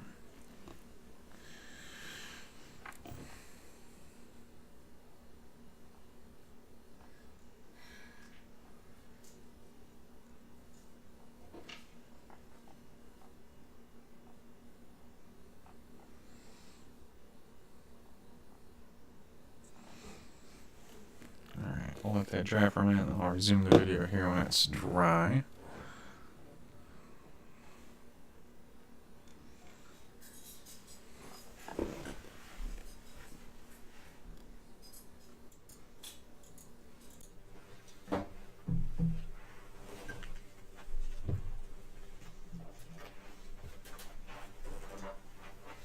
Alright. Oops, bumping everything with my head. That should be dry now.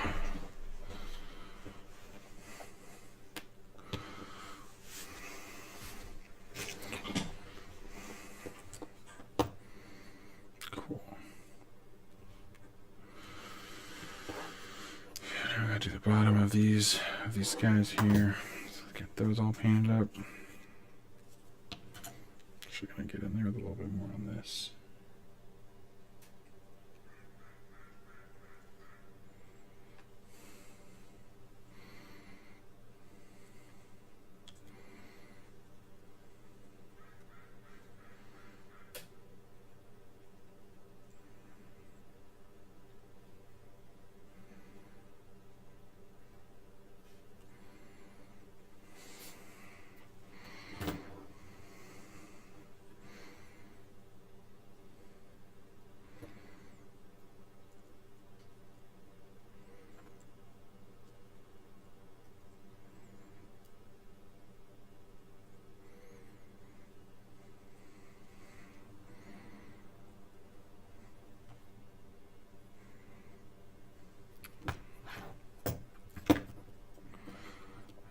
Looks pretty good. Looking good, looking good. Alright.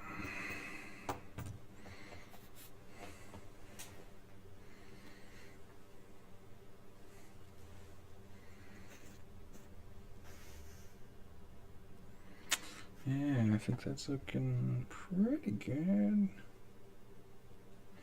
Maybe a tiny bit more in there. Still see a little bit of metal right here.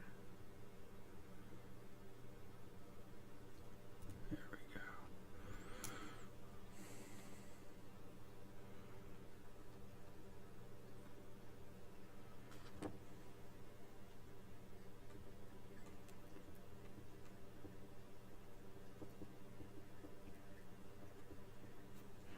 There we go. All right. Well, that's dry. We can figure out what we want to do with these antennas here.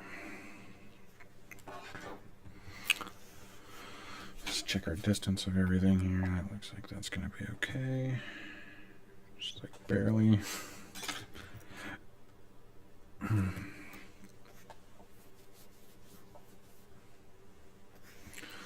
So I'm thinking still I might run these along the frame here. Not 100% on this. Maybe I'll run them on both sides on this, on the right side wings here. That seems like a pretty easy way to do it. It's already got those zip ties there. I can just slide them in.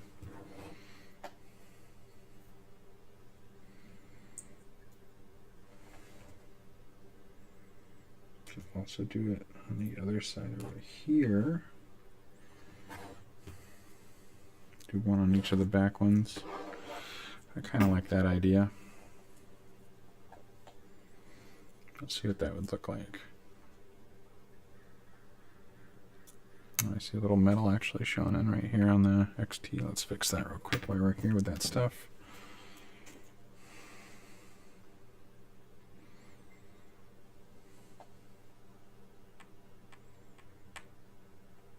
Really just don't want to risk anything going on there. We're going to put heat shrink over that anyway afterwards too.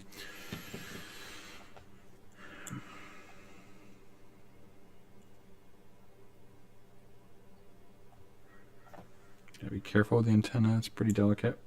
The actual antenna wire is very small, easy to break.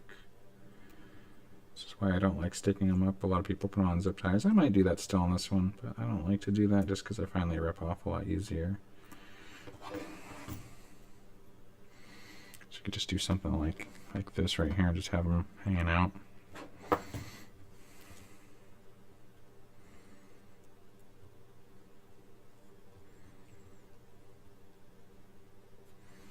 Yeah, like something like that. Just have those kind of hang out there like that.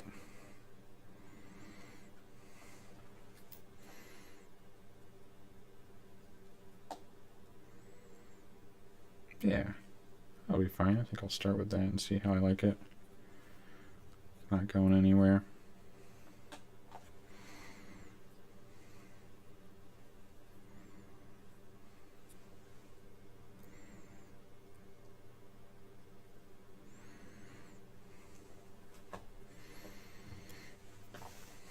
Yeah, that's just got this buzzer secured and we're going to be done. So let's see where these props are going to stick out on this. That's my only concern. Yeah. Pick a flavor I want to use on these.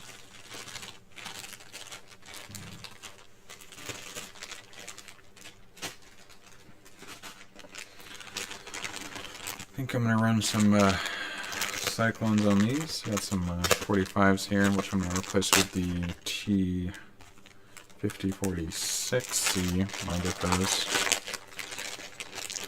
These should be plenty of power for these guys.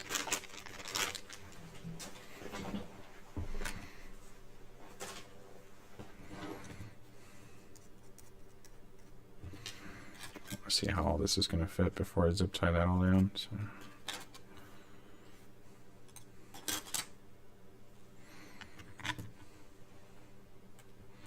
Doesn't look like we need that spacer on it. Oh, maybe on the top, do the washer. I don't know. Let's see what that looks like with it on.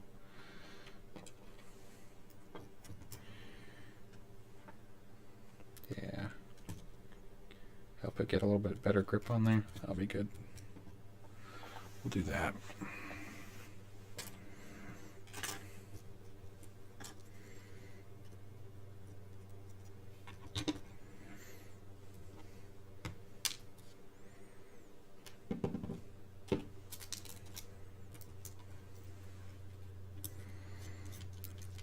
I don't know how I feel about these. These feel a little bit smaller than the other ones. Maybe they're not. Let's check.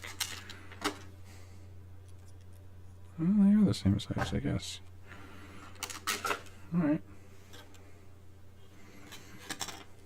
Man, look at that clearance, though. Wow, that is like non-existent. That is great.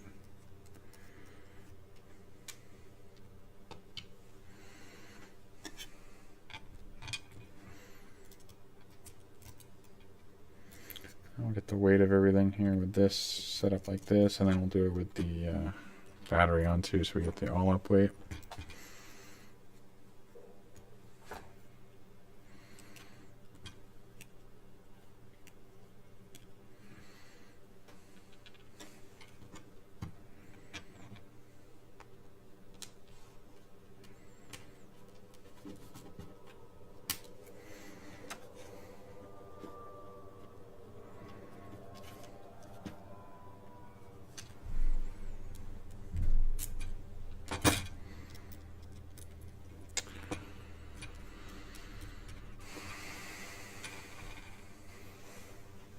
Hit my sockets up.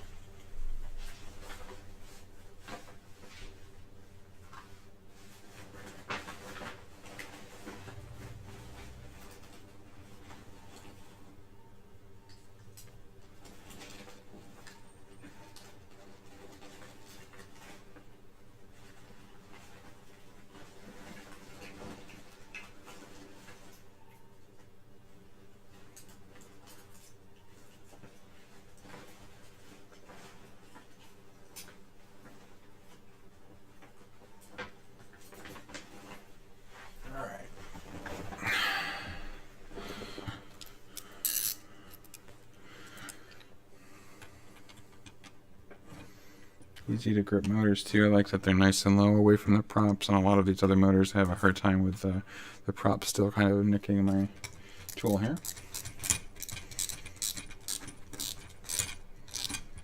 Doesn't look like that will be an issue. Nice and smooth right there.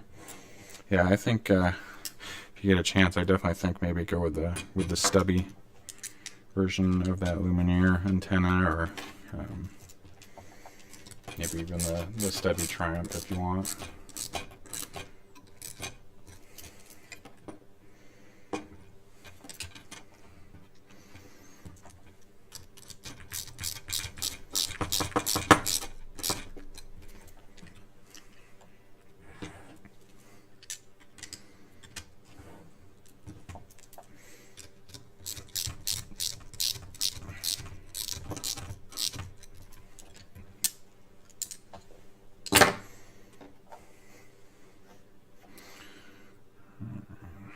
Get that secured somewhere, maybe like in here or something. I'm not really sure where to put this. Probably should have done it on the other side.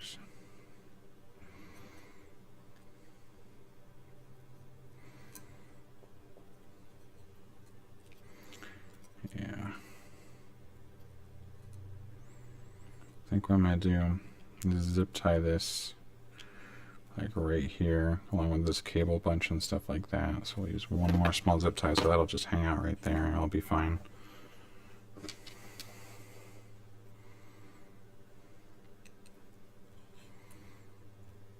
Just one more little guy. Just make sure we get this the way we want it in there.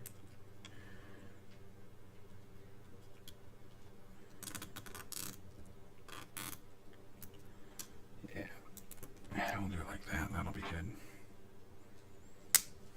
Cool. So I got our buzzer in there. It's not going to come flying out.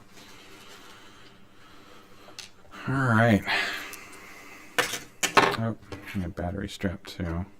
It's going to get another one of those newbie drone ones, but I don't have one right now. So this doesn't seem like a very grippy one. This pyro drone one. Let's see if I got a better one.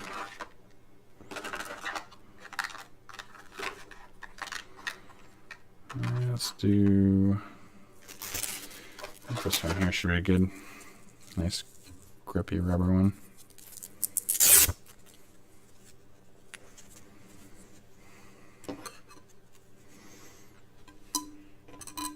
And I see a little more metal over here, so I'm going to paint that up again here with some more of that stuff. So we want it to come this way.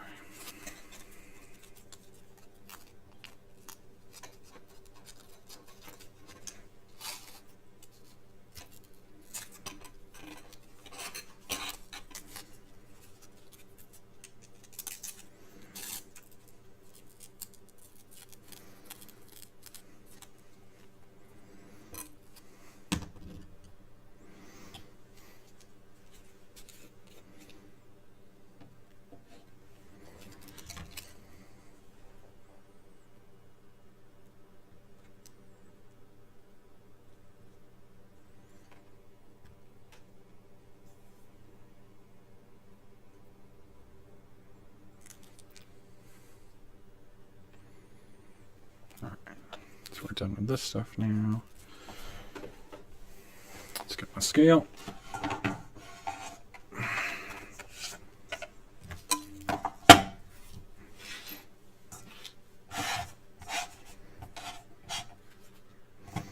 And the moment we all want.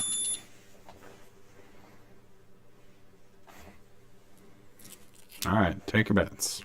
I'm going to say like 230, 220.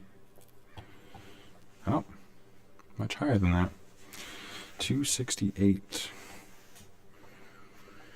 It's going to be all those cables. Oh, let's see what it'd be. Lens cap. Maybe I'll save a gram. All right. And then if we run it with a battery, I'll just do one of my standard batteries I like to run here.